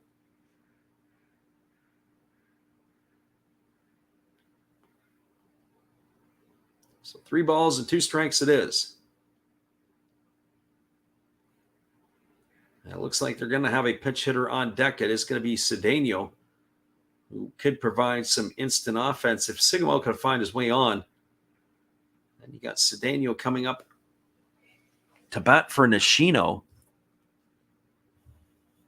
As one would have to think that that would be the case. So 3 balls and 2 strikes. And here's the pitch from Miyazaki. It's a fastball. Take it right down the middle. Oh, I don't know what you're looking at, Sugimoto. That was a great pitch. And he is down on strikes for the first out of the inning. That is looking like it's going to bring up Cedeno to the plate. You know, Miyazaki, I don't know what he had him. Must have lulled him to sleep or something. That was a great pitch. Well, that's going to bring up Leonardo Cedeno to the dish. Cedeno making his 10th at bat. He's got a couple of hits, no homers, and 4 RBIs. He's looking for his first home run of the year. 2 for 10 on the year. There's the pitch. It is a fastball swung on. It is lifted foul down the right field line. It's going to reach the seats, and the count is quickly 0-1 to Cedeno.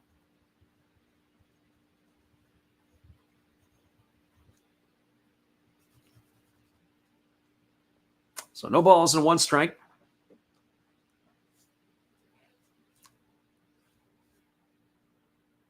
Here's the offering. It is the fastball that is swung on and missed. The count now goes to 0-2.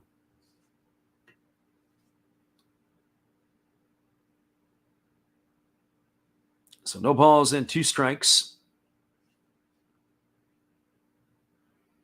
Cedeno asks for time, and now he steps out of the batter's box, and we're going to do this all over again.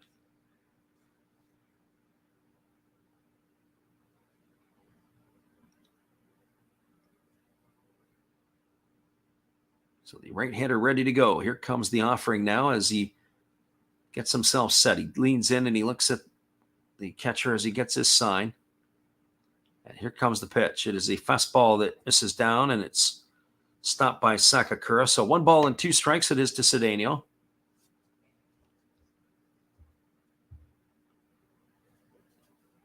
This one here is in the latter stages of the ball game. As we are in the bottom of the 9th inning, Miyazaki on the mound here looking to try to close it out. The Buffaloes trying to find a way back in. There's a breaking ball that misses outside, and the count now goes to 2-2. So 2 balls and 2 strikes here to Cedeno.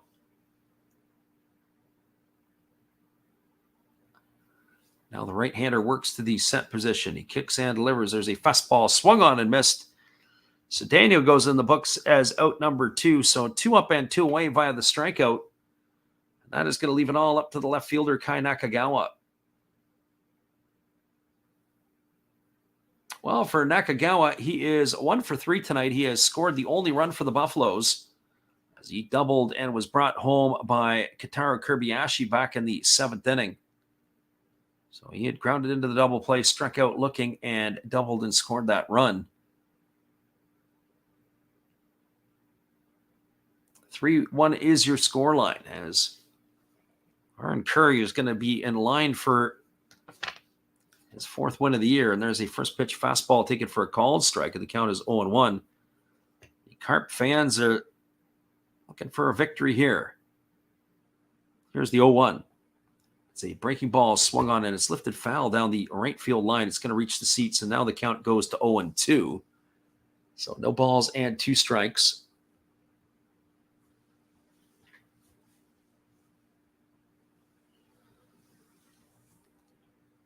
Right-hander against the right-hander. The Buffaloes down to their final strike. Here's the pitch. It's a fastball that misses down, and it's going to run the count to 1-2 on Nakagawa. So the Buffalo bats are kind of gone silent. Our friend Steve Rademacher in the house. And here's the pitch. It's a fastball swung on and missed. And that is going to do it. Yazaki comes in, strikes out the side here in the bottom of the 9th inning. And that is going to do it here. Sugimoto down on strikes. Your final score is the Carp 3 and the Buffaloes 1. Stick around, everybody. We'll be back to wrap it up here in just a couple moments. We'll give you that out-of-town scoreboard when we return. Appreciate you as our friend Steve Rademacher has popped in here right at the stroke of death. We'll be back here in just a few. Hang tight, everybody. Appreciate you being with us. Good evening, sports fans. I hope you all have been enjoying the game. This is just another message from another Hollis build. I hope that your team is in the lead, but if not, remember, that's life. That's what all the people say. You're riding high in April, shot down in May. But you know I'm gonna change that tune. When I'm back on top in June. I said that's life. And as funny as it may seem, some people get their kicks stomping on my team. But I don't let it get me down. 'Cause this fine old world, it keeps spinning around. I hope you enjoy the rest of the game. And if it remains the same, remember, that's life. You want your fill? Go check another Hollis build on YouTube. Last Raps Baseball. Let's get back to the game. Let's go! You know that's life. You know it. One love and peace. Welcome back, everybody. We're going to give you the roundup on this one here, and then we'll give you a look at the out-of-town scoreboard, and we'll call it a night or a morning, depending upon where you're at. So the scoring here in this one came all in the 7th inning. In the top of the 7th inning, the Carp with 1 out. It was a base hit single by Ryosuke Kikuchi and a walk to Takashi Umeto. But runners at first and second with 1 gone, and up stepped Shogo Akiyama, and he deposited his 3rd homer of the season into the right field seats. And that gave the Carp a 3-0 lead. The Buffaloes responded in their half of the inning. With 1 out, it was a Kai Nakagawa double, and then he was advanced to 3rd on a ground out by Chano. And then Kentaro Kobayashi stepped up and had a base hit single to drive home at Nakagawa to cut the lead to 3-1. And that is where the score had ended. So 3-1 your final, as the Carp have beaten the Buffaloes to even the series here in interleague play behind a strong pitching performance by Aaron Curry. Well, we'll look around the NPB of the other final scores before we call it a night here. It is a final at Escon Field in Hokkaido. It is the Fighters knocking off the Swallows 5-2 back-to-back nights. Fighters getting a victory. In the top of the 9th inning, the Eagles have a 3-1 lead over the Yokohama Dana Bay Stars. Bottom of the 8th inning, the Lions are leading the Tigers 4-0. That's at the Balluna Dome in Saitama. It is a final between the Marines and the Giants. 7-4, the Giants come away with the victory in this one. Bit of a seesaw affair as the Marines got out to the early lead. Gave it away to the Giants, and then, of course, they tied it up. Wanting to see the Giants run away and hide and finish with a 7-4 victory. And the other final in the top of the 9th inning, the Chinichi Dragons have a 7-1 lead over the Fukuoka SoftBank Hawks. That game is in Fukuoka. All right, everybody, once again, we appreciate you for listening in. We are going to be back again tomorrow as we will do these same two teams, the Carp and the Buffaloes. Be sure to check it out and stop in again. Have a great day, everybody, and we will see you again on the flip side.